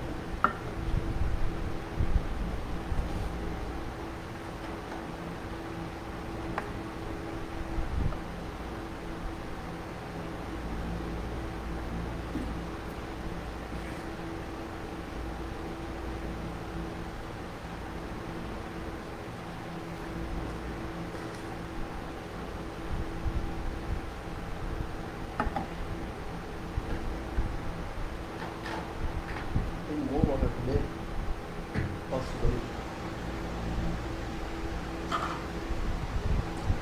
Density affects RHO. Now there is a note here, wallet down, informative note. Note that green curve in figure 2, 4 and 5 are same plot as they represent same data for a common loam soil. Okay.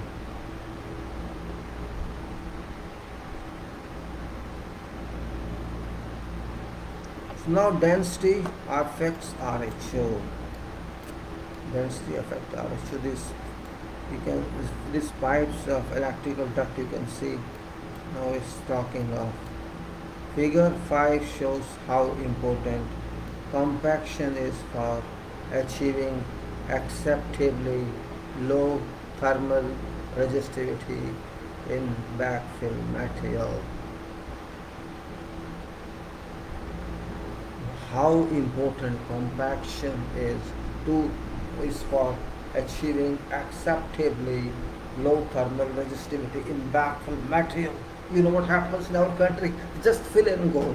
No compaction, nothing. When it's JCB, fill it and run away. Our quality system, great quality system. A value often assumed for thermal resistivity of soil in buried cable calculations is 90 degrees Celsius centimeter per watt. This is typical density for a field soil that can sustain plant growth is around 1.5 grams per centimeter cube. At this density, even a quartz soil has a resistivity more than 4 times assumed one. Get a point. Means just compaction has been given result. If no compaction, the density is reduced and value often assumed for thermal resistivity of soil in buried cable calculations 90 degrees Celsius centimeter per watt. Typical densities for field soil that can sustain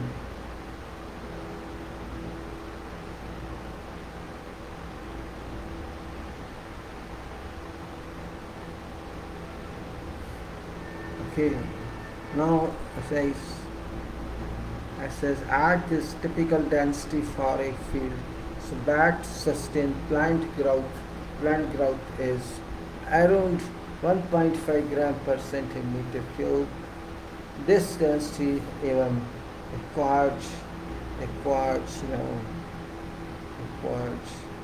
these quartz soil has a resistivity more than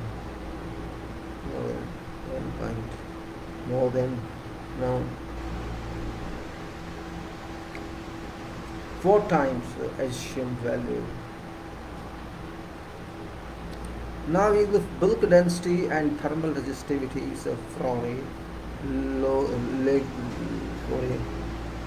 loam soil, and it's here a graph which is figure 5.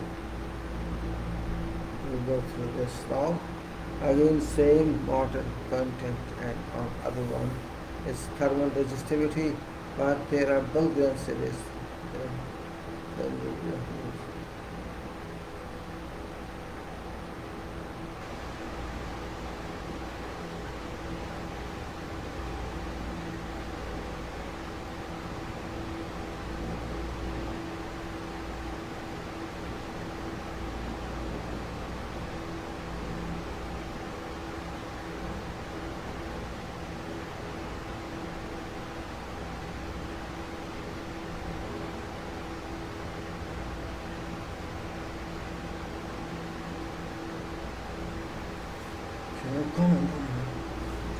same graph except density difference.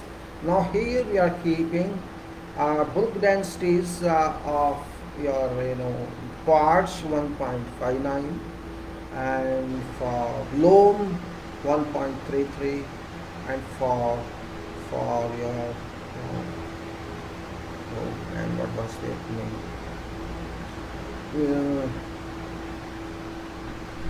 Yeah. This is organic, yes. It's 1.06. So bulk density of quartz is 1.59 and loam is 1.33, and for this is organics, this is 1.06%, and we can see difference here at 0 water resistivity is down to 400 and resistivity of this loam is 550, and that is of you can say third one is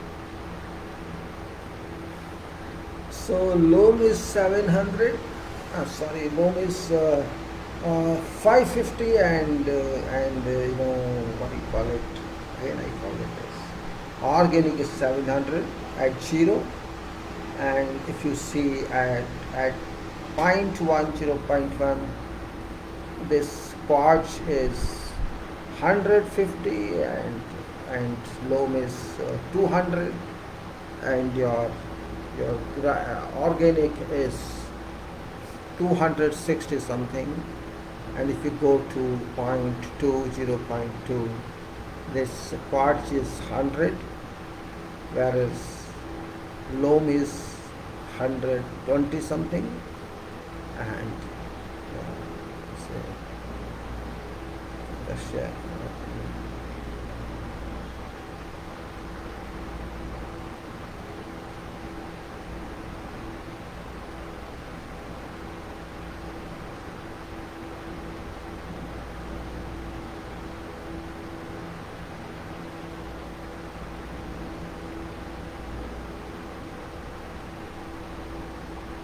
similarly, if you see at 0.3, this quartz is now 100 and loam is not 100 actually, little 100, lesser than 100, say it is 80, and loam is 110 possibly, and 150 is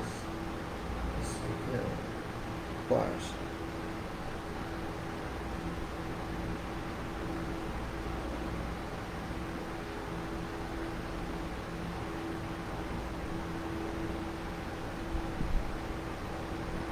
And if you go down to another one, and if you go, you'll find at 0.5. This is about, number one is this quartz is about 50. Then it is second one lower.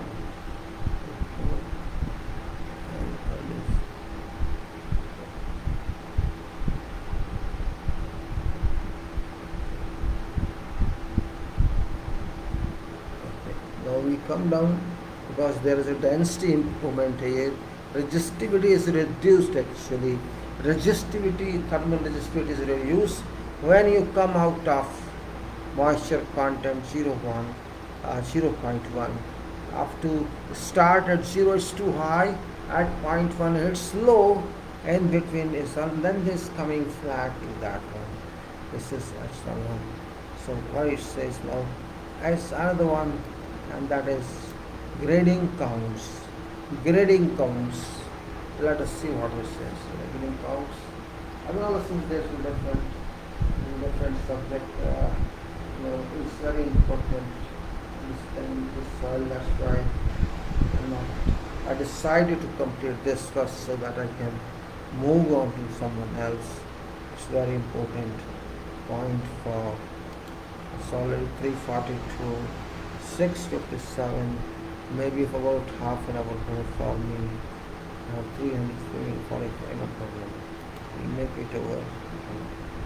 Let's say grading counts. It is something. Grading counts. What says?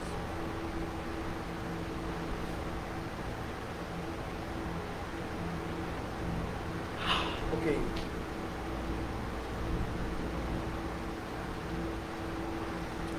It's worth mentioning. It's worth mentioning. It's worth mentioning that arbitrarily high densities are not attainable.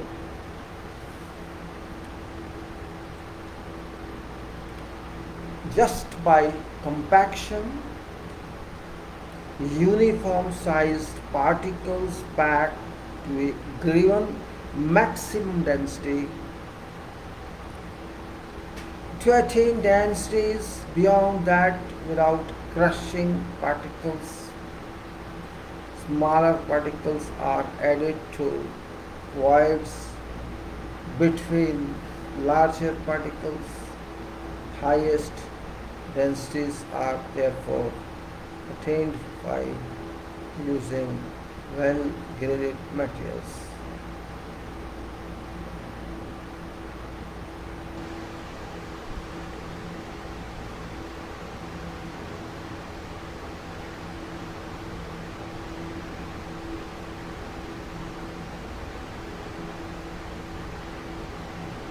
And then we go to RHO must be measured. RHO must be measured. This is page 12, instrumentation and thereafter. RHO must be measured. What does it mean? Well, it's possible to compute thermal resistivity. It's usually easier to measure it directly. Measurement of soil thermal properties should be guided by a standard like ASTM D5334-14, standard test method for determination of thermal conductivity of soil and soft rock by thermal needle probe procedure. IEE 442-1981 Guide to Soil Thermal Resistivity Measurements or Methods of Soil Analysis.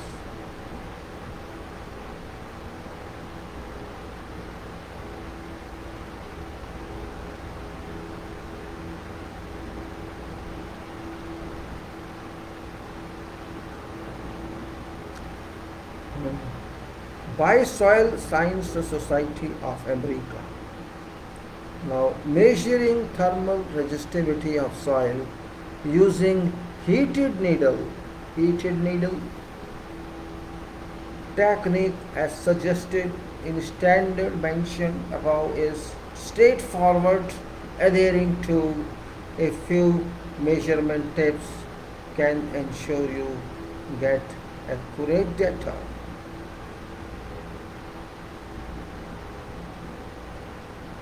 The instrumentation in this is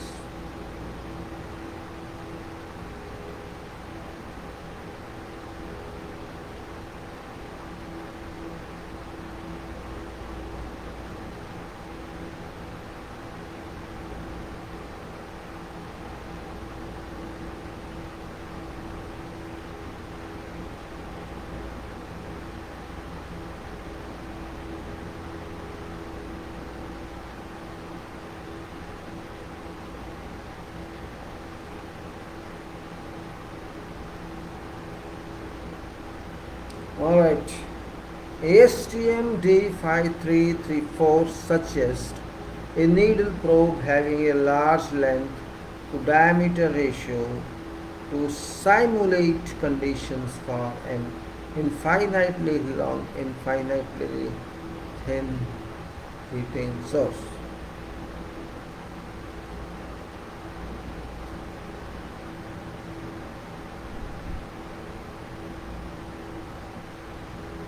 There are two types of heated needle instruments outlined in IEE 4421981.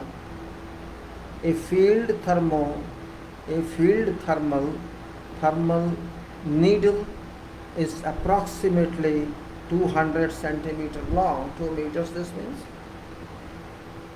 200 centimeter long is 2 meter. And 8 mm in diameter. IEEE 4421981 suggest a laboratory thermal needle.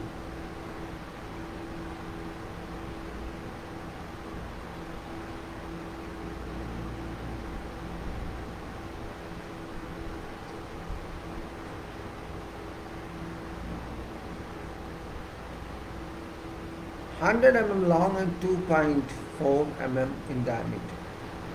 Terminology of field and laboratory is a little misleading, as a small needle can be used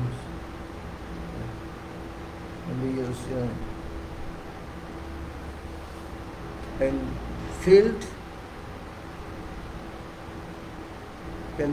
field,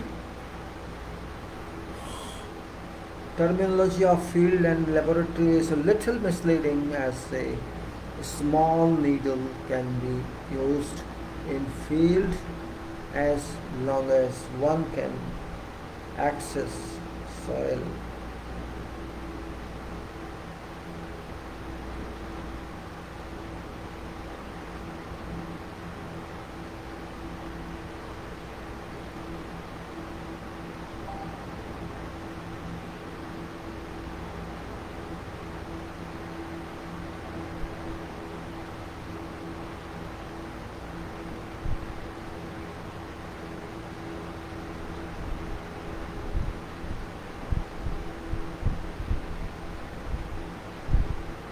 Okay, next to see, field needle is an acceptable method. It says there's some confusion, no problem. It says as a small needle can be used in field as long as one can access soil of interest. Terminology of field and laboratory is little misleading, as a small needle can be used in field as long as one can access soil of interest. Field needle is an acceptable mentioned in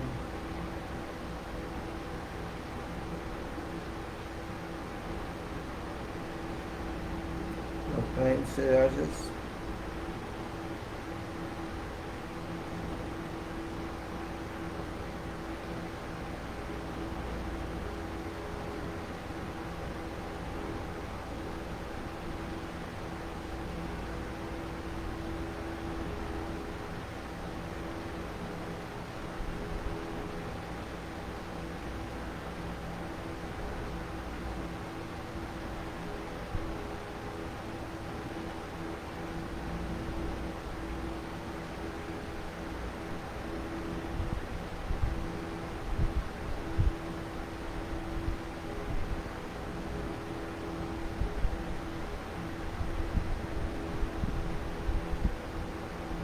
Alright, let's move further without any hapki.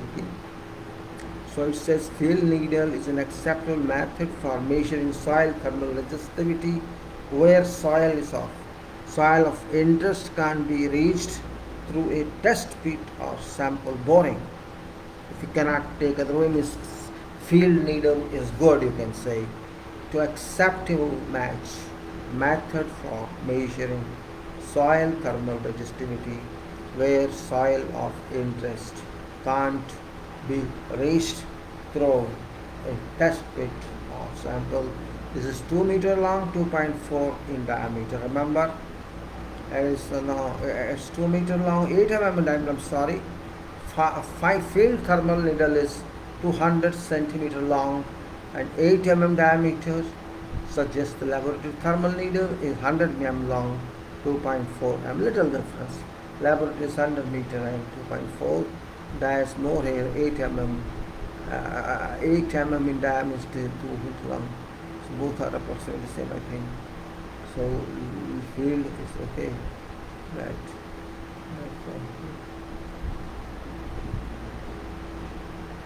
Now we move further on to that. Say, so we have two diameters, two types of needles. Field needle is 2 meters, 8 mm, while laboratory needle 1 meter, 2.4 mm. You just remember this point, and it's good for just to directly take into. You can directly go to which of this in field. Then lab services exercise, lab service. Now, one more point here is that so measuring thermal resistivity in soil using heated needle technique is suggested in standards mentioned above. Okay, that's fine.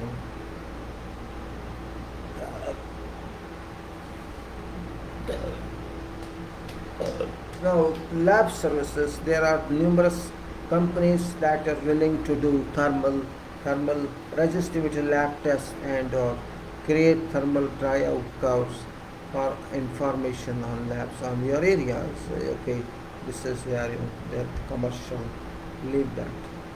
Now 5 is consider site specific variables. Site specific variables. This is not bad.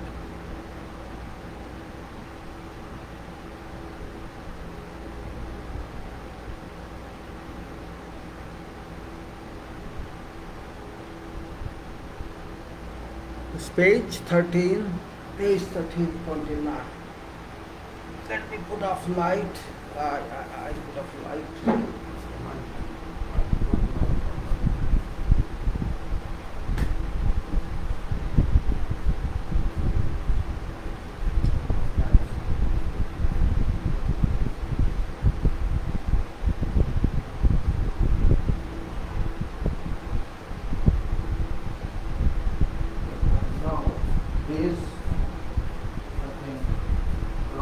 Getting interest in this information because this is from practical book, practical page, not just written by some inexperienced person.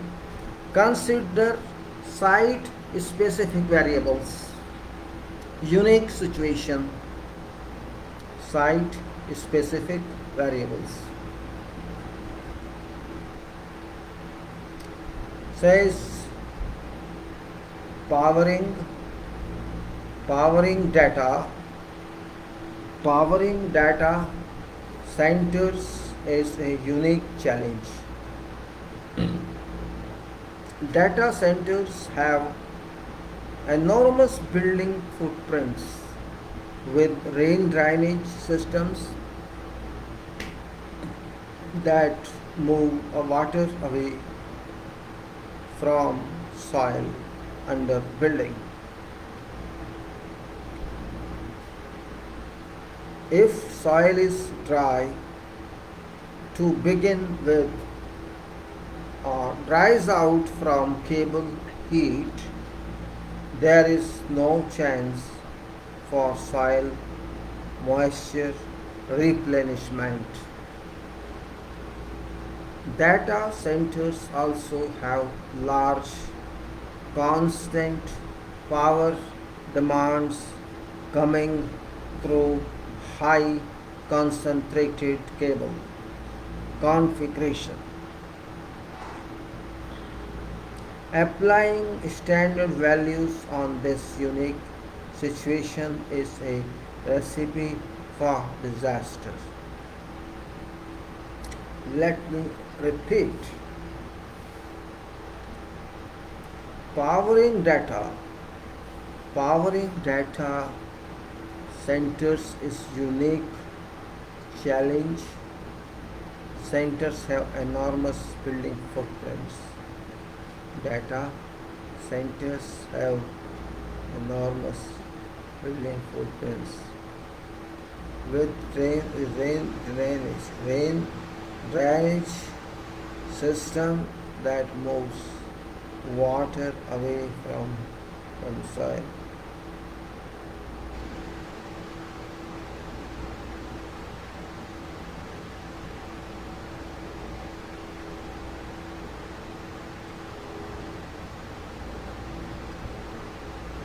Under building. Powering data centers is a unique challenge. Data centers have enormous building footprints with rain drainage system that move water away from soil under building. If soil is dry to begin with or it dries out from cable heat, there is no chance for soil moisture replenishment.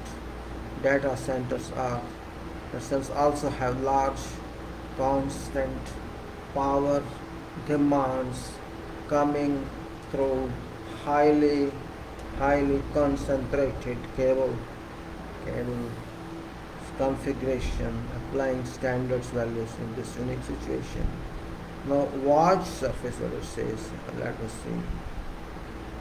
Also it says in addition to issues discussed above, there's always several site-specific issues that need to be taken into account when designing and implementing underground power cable systems. These include depth of burial, surface conditions, backfill and surrounding vegetation. Watch surface. One point is watch surface. What's that? Watch surface. Surface conditions shall also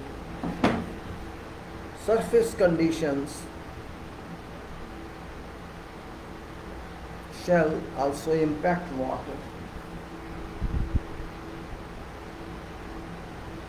Surface conditions shall also impact water and energy exchange between soil and atmosphere, hence thermal environment around cable. It says surface conditions shall impact water and energy exchange between soil and atmosphere and hence thermal environment around cables. In cities, surface will be more than likely covered by roads, buildings, parks or gardens. While in rural areas, bare soil or vegetative cover will be most common. It's important that surface condition and its impact on underlying thermal environment be taken into account, and especially change in surface condition, if any, whatever change in surface condition that could result in unwanted consequences. Adding vegetation, for example, could result in significant soil drying with potential consequences as discussed earlier.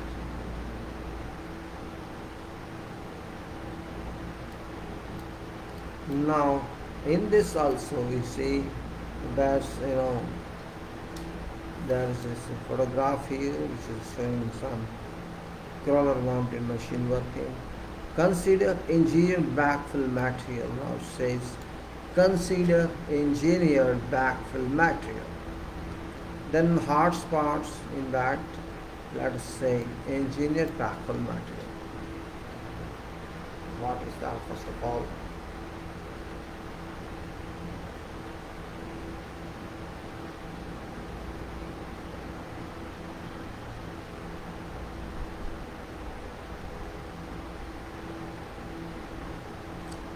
Lower dry resistivities, now lower dry resistivities than those shown in figure 2 can be achieved using specially designed backfill materials. For example, one thermally stable backfill can be poured in place and has a dry resistivity of around 75 degrees Celsius centimeter per watt, decreasing to below 50 degrees Celsius centimeter per watt when wet. When native backfill is not suitable,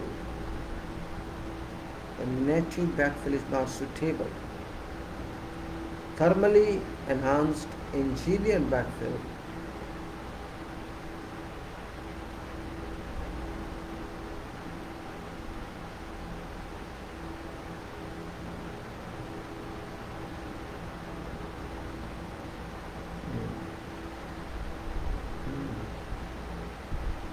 Okay, now says for example, one thermally stable backfill can be poured in place and has a dry resistivity of around 75 degrees Celsius centimeter per watt, decreasing to below 50 degrees Celsius centimeter per watt when wet. When native backfill is not suitable, thermally enhanced engineering backfill may be required to ensure adequate thermal conditions. Hard spots.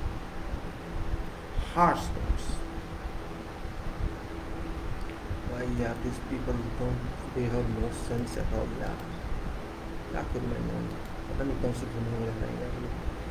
Potential hotspots along cable route. Potential hotspots along cable route, such as zones of well-drained sandy soils or vegetated areas that could lead to significant soil drying, should receive particular attention to ensure long-term success of any installation. Clay soils in particular can crack on drying.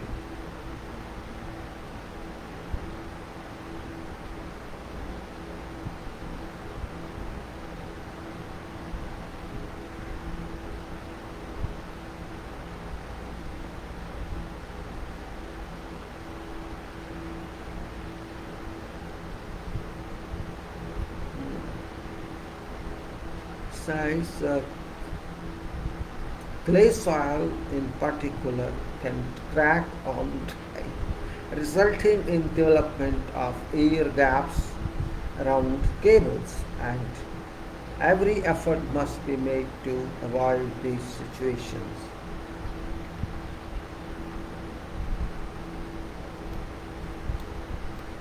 It is now measure this.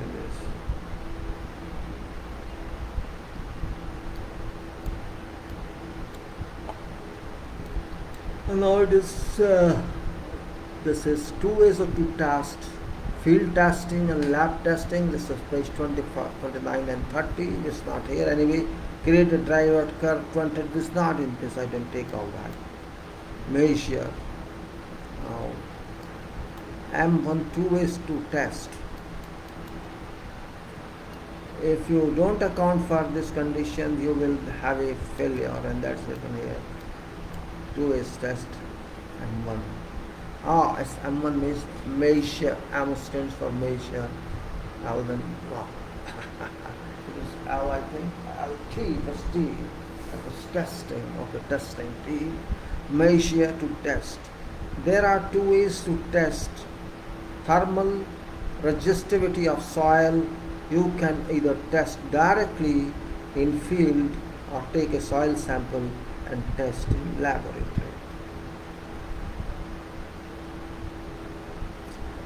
Field testing. Field measurements typically don't give you much information. A field measurement in a single snapshot of soil thermal resistivity in time, relying on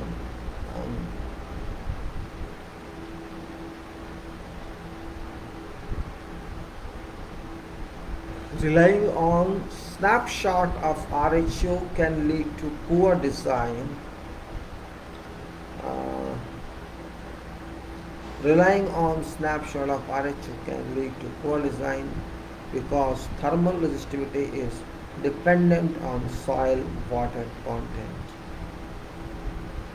which is affected by precipitation, drainage, evapotranspiration.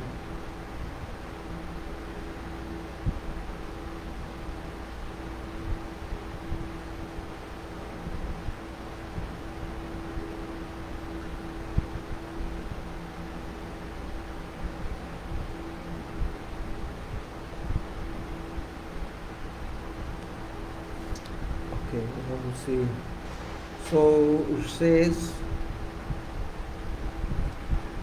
that thermal resistivity is dependent on soil water content, which is affected by precipitation, drainage, evapotranspiration, and moving water table.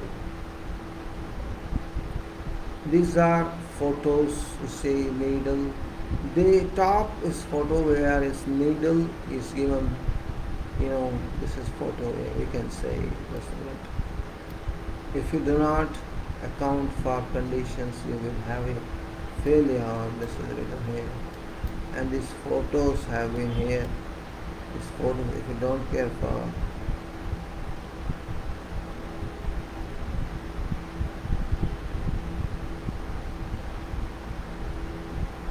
now it's written there are two ways. Okay, field testing, field measurements typically don't give you much information. A field measurement is single snap that we have done, and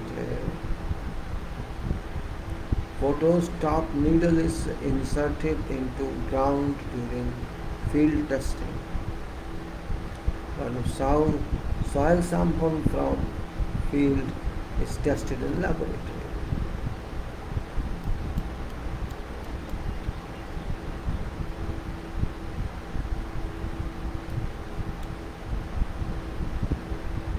Page 16. It's also 7:25, maybe 10-15 minutes more. Not much, no more than that. I finished this chapter today. Class.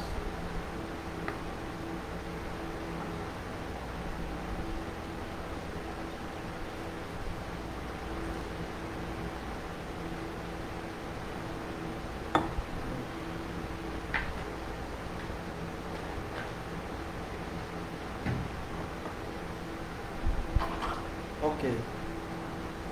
Now it says, if a client insists on specifying field testing, this is your page 1629.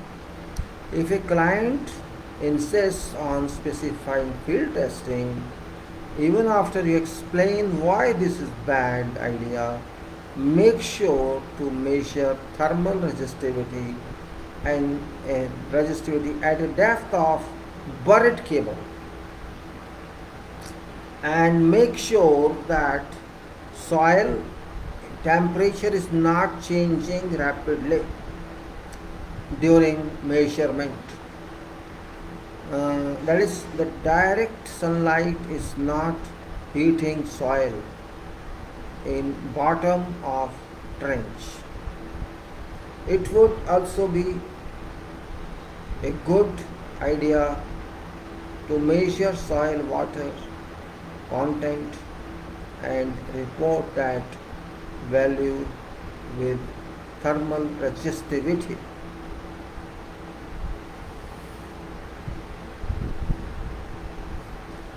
So it says, don't worry if your client says no, I have to measure in field, measure in field, no problem. But go to cable depth that says, don't just do it random, and be aware of sunlight. So let us repeat. If a client insists on specifying field testing even after you explain why this is bad idea, make sure measure thermal resistivity at the depth of buried cable, and make sure that soil temperature is not, it doesn't change rapidly during field measurement. That is, direct sunlight does not heat soil in bottom of trench. It would also be good to measure soil water content and report that value with thermal resistivity. Lab testing. So it says no matter if you are measuring in field or lab, here are some tips. We'll take these tips later on. First we finish this. Lab testing. Lab testing.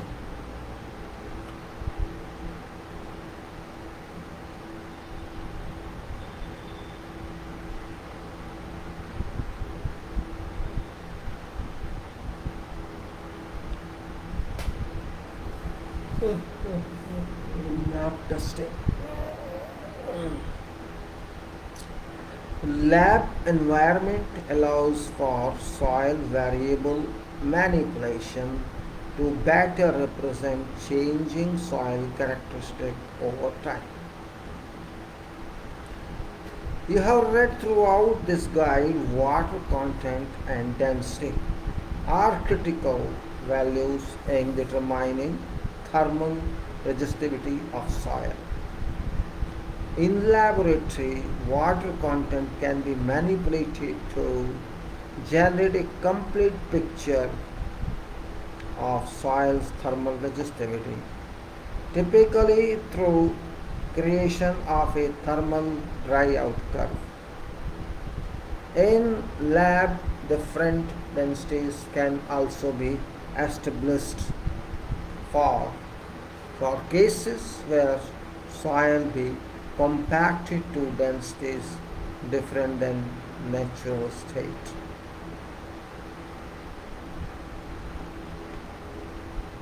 What sampling for lab testing? Be sure to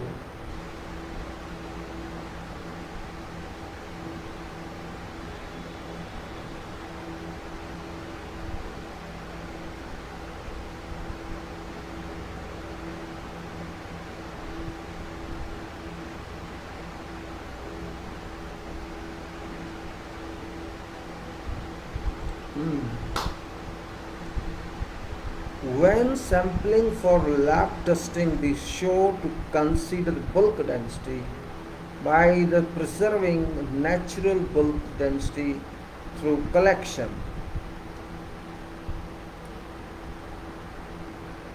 of intact cores or specifying bulk density for loose soils.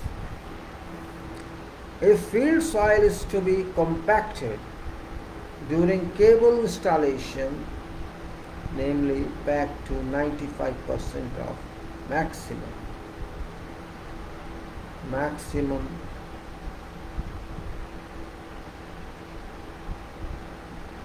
density as determined by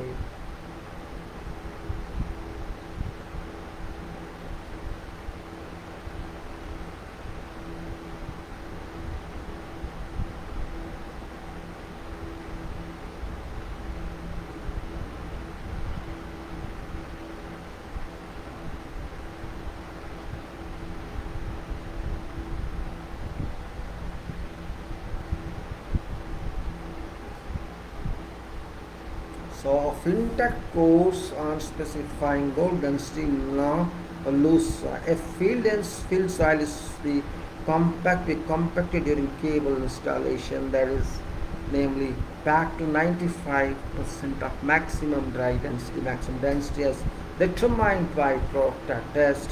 This bulk density should be mimicked during testing. During lab testing, it's also critical to monitor conditions that may affect measurements such as moisture gradient in soil sample. Namely dry outside, wet inside, and soil cracking during dry down in high clay samples. So it's also critical to monitor conditions that may affect measurements such as moisture gradient in soil samples, dry outside, wet inside, and soil cracking during dry down in high clay sample.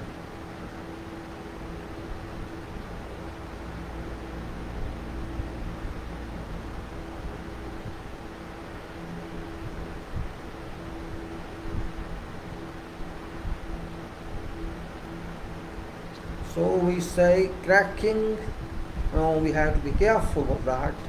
Say soil cracking during dry down in high clay samples. Cracking is high clay. Soil presents problem not just in lab but also to overall installation, where cracks can create dangerous air pockets around cable. And it also says one here, no matter if you measure in field or lab, some tips are here. What are those tips? Let us see. Information only. Information, not bad. Small needles shall bend, so small needles will bend, so do not force them into soil. Instead, attempt a few insertions to find a site that needle can be completely buried in soil. If necessary, use a pilot pin or drill a pilot hole. Ensure there is good needle to sample contact. If needle feels loose in a pilot,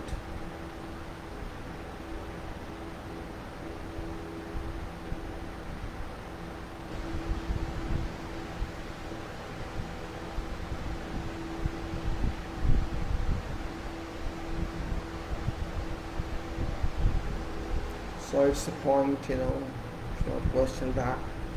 Ensure that needle to sample contact. Needle feels loose in a pilot hole. Start over with a new hole or use thermal grease to improve needle to sample contact. Make sure,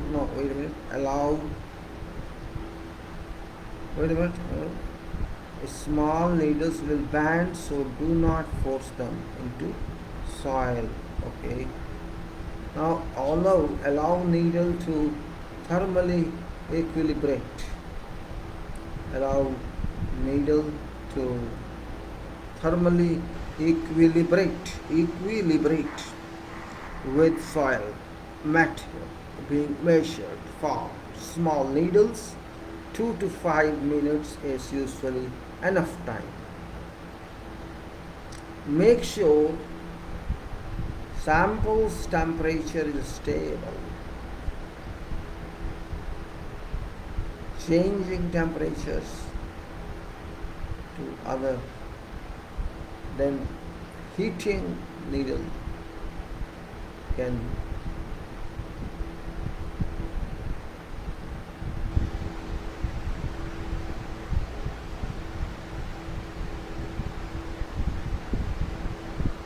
so important that you see. Changing temperature other than heating needle can throw off calculations. Yes. Make sure sample's temperature is stable. Changing temperature other than heating needle can throw off calculations. Take multiple measurements at different sites. Take multiple measurements at different sites in same soil. A minimum of three readings. A minimum of three readings allow you to compare data to identify bad readings and confirm accuracy of set of readings.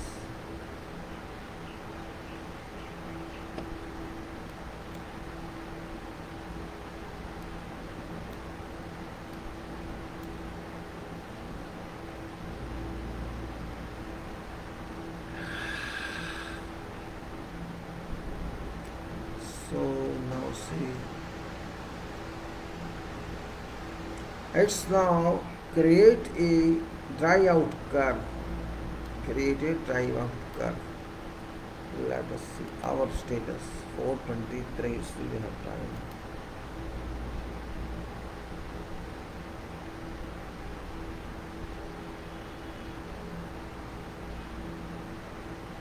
Create a dry out curve.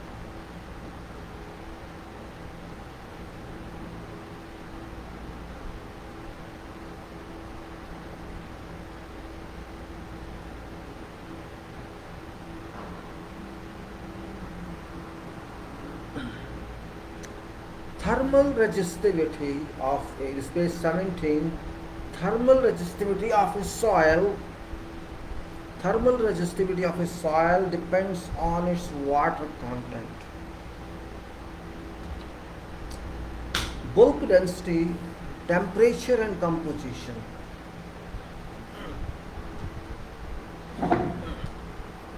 Size. Thermal resistivity of a soil depends on its water content, bulk density, temperature and composition. Temperature and composition. Now, for a soil in place, composition and density are fixed, and temperature typically varies over a narrow enough range to have only a small effect on thermal resistivity. This is not case if soil freeze during cold months.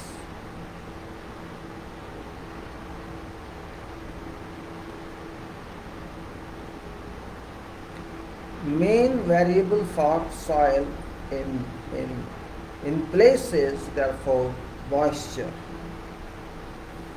Main variable for soil in place is therefore moisture content. Purpose of thermal dry out curve is to represent effect of soil moisture content on thermal resistivity.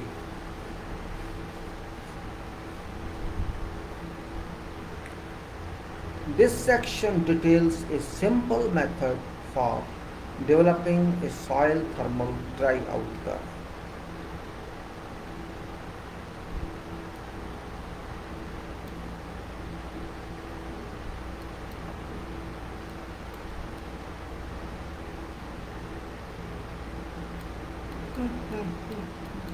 Is this now some labs take and has received RHA value to check against the calculated curve now creating a dry out curve the age 18. What's this? 1 2 3 4 5 points are here. Creating a dry out curve.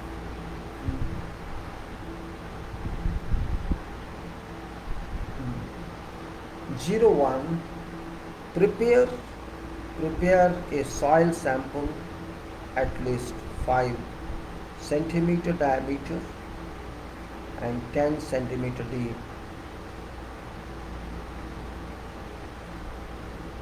Either by coring undisturbed.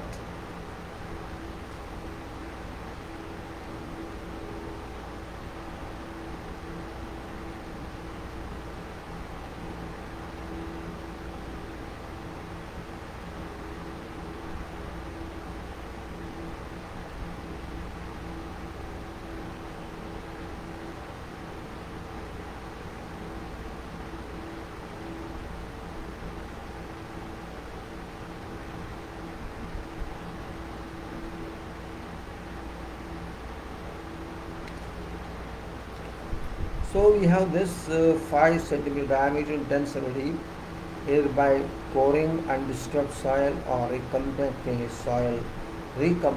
soil sample to desired density.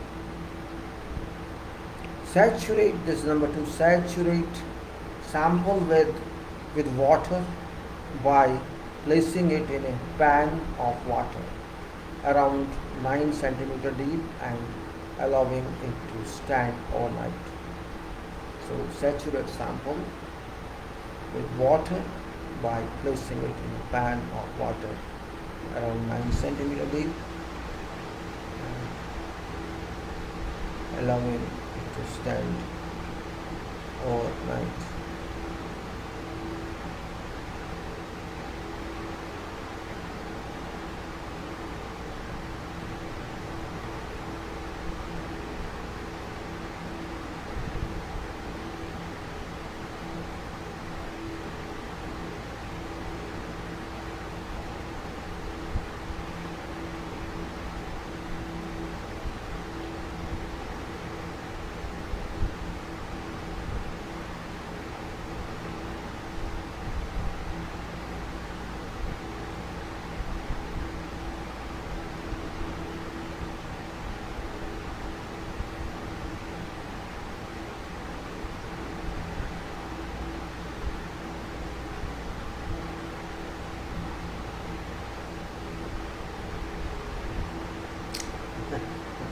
Okay, then we can say we saturate that, alright, to our desired density.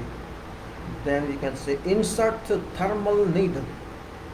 Insert thermal needle, probe into sample and take a thermal resistivity reading. Weigh sample and record weigh into thermal resistivity. Weight and thermal resistivity. Place a sample in 105 degrees Celsius oven to fully dry it. Cool sample to room temperature and take thermal resistivity measurement and weight. Then what?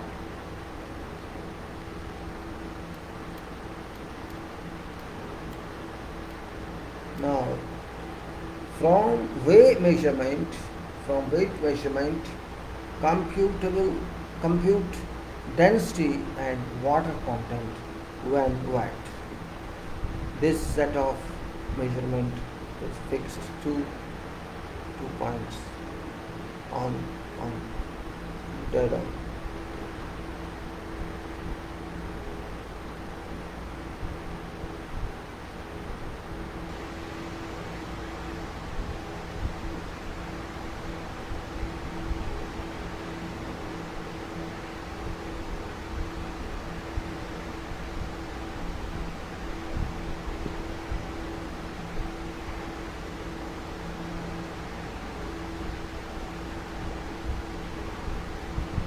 Now from weight, temperature, measurement, compute density and water content when wet. This set of measurement fixes 2 points on radon. Curve with direct measurement. You can then interpolate curve between these 2 points using an equation from compute program.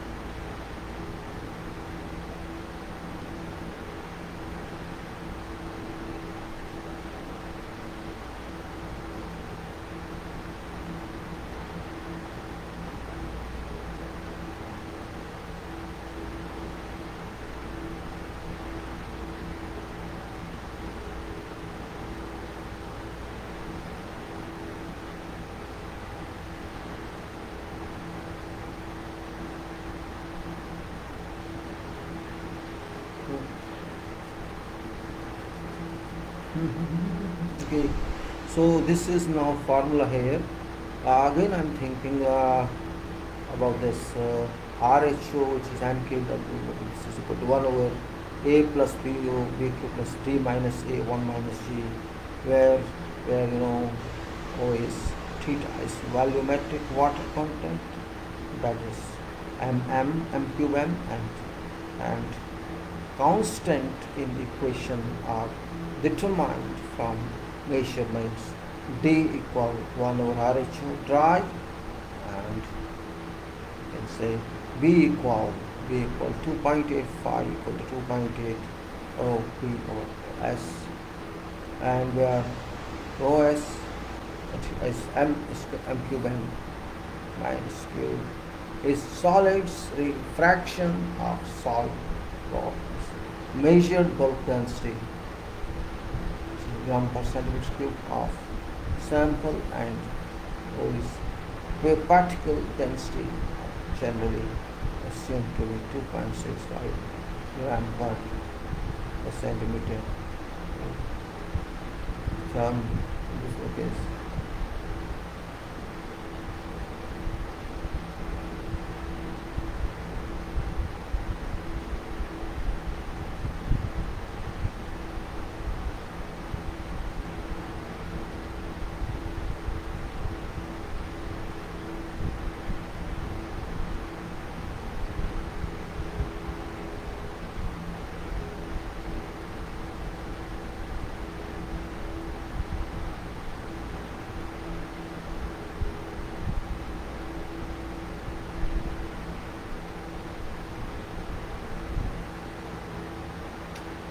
Now this formula we have to see, we'll look into that. It's important to look into this formula because the dry out curve this is. So this is A1, this is RHO is equal to 1 over A plus B theta plus D minus A 1 minus G. 0 is volumetric water content, which is square meter cube of meter cube, and that's theta. Constant in equation are determined from measurements. D equal to 1 over RHO dry, B equal to this 2.85 is 2.8 pp or ps, and beta and Q produce solid fraction of soil, and rose is measured bulk density G per centimeter cube of sample, as well as the particle density generally assumed to be 2.65 gram per centimeter cube, and term G is discussed below, what was a value of 1 when soil is wet, or so from equation 1, and measurement at saturation, and this is A is equal to 1 over RHO minus B to theta. Then RHO is says thermal conductivity of what is soil, wet soil. Function G goes from value of 0 for dry soil. Function of G goes from value of 0 for dry soil or 1 for wet soil. If G is equal to 0, theta is equal to 0. Substituted theta is equal to theta. Stipulated RHO is equal to RHO. Young's function J is computed from B is equal to 1 over 1 plus theta over.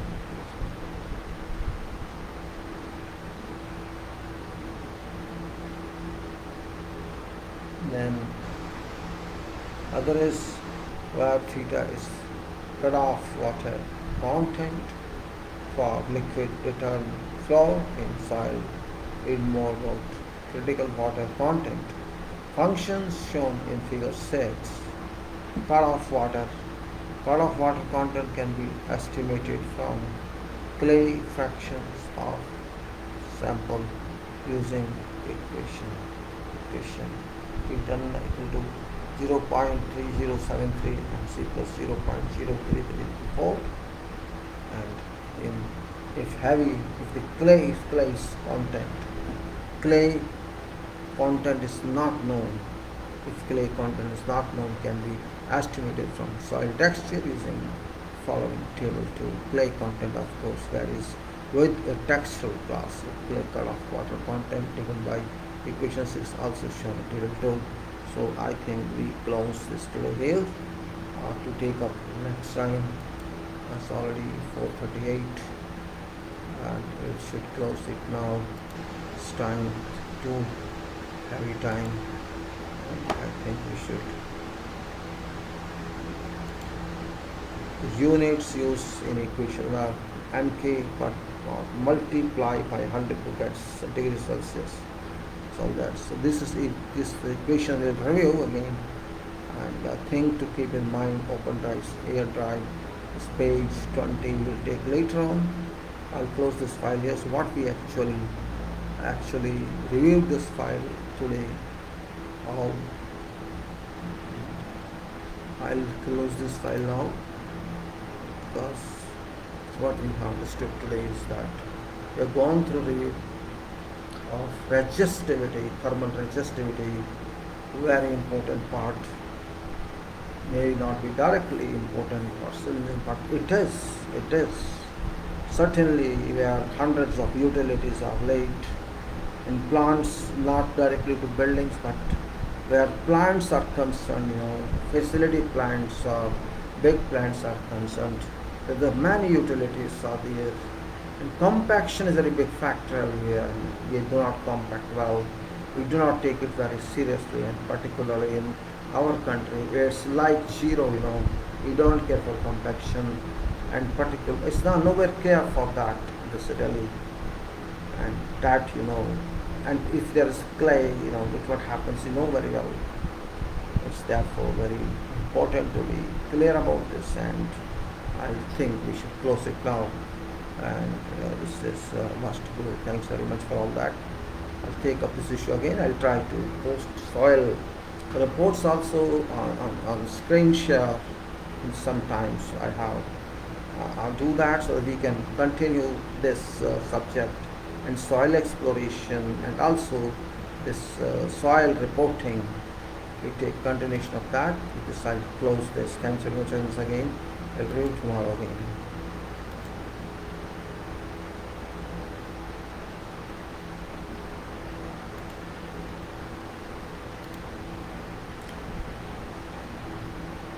I hope that you got it.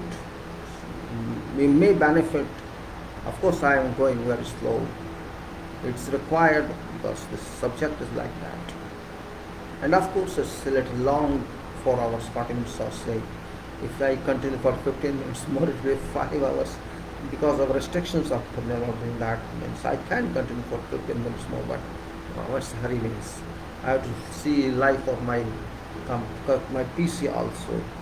I started at, I think, around 3 morning, see. So I also feel drowsy in that case. So I'll close this now. Thanks again.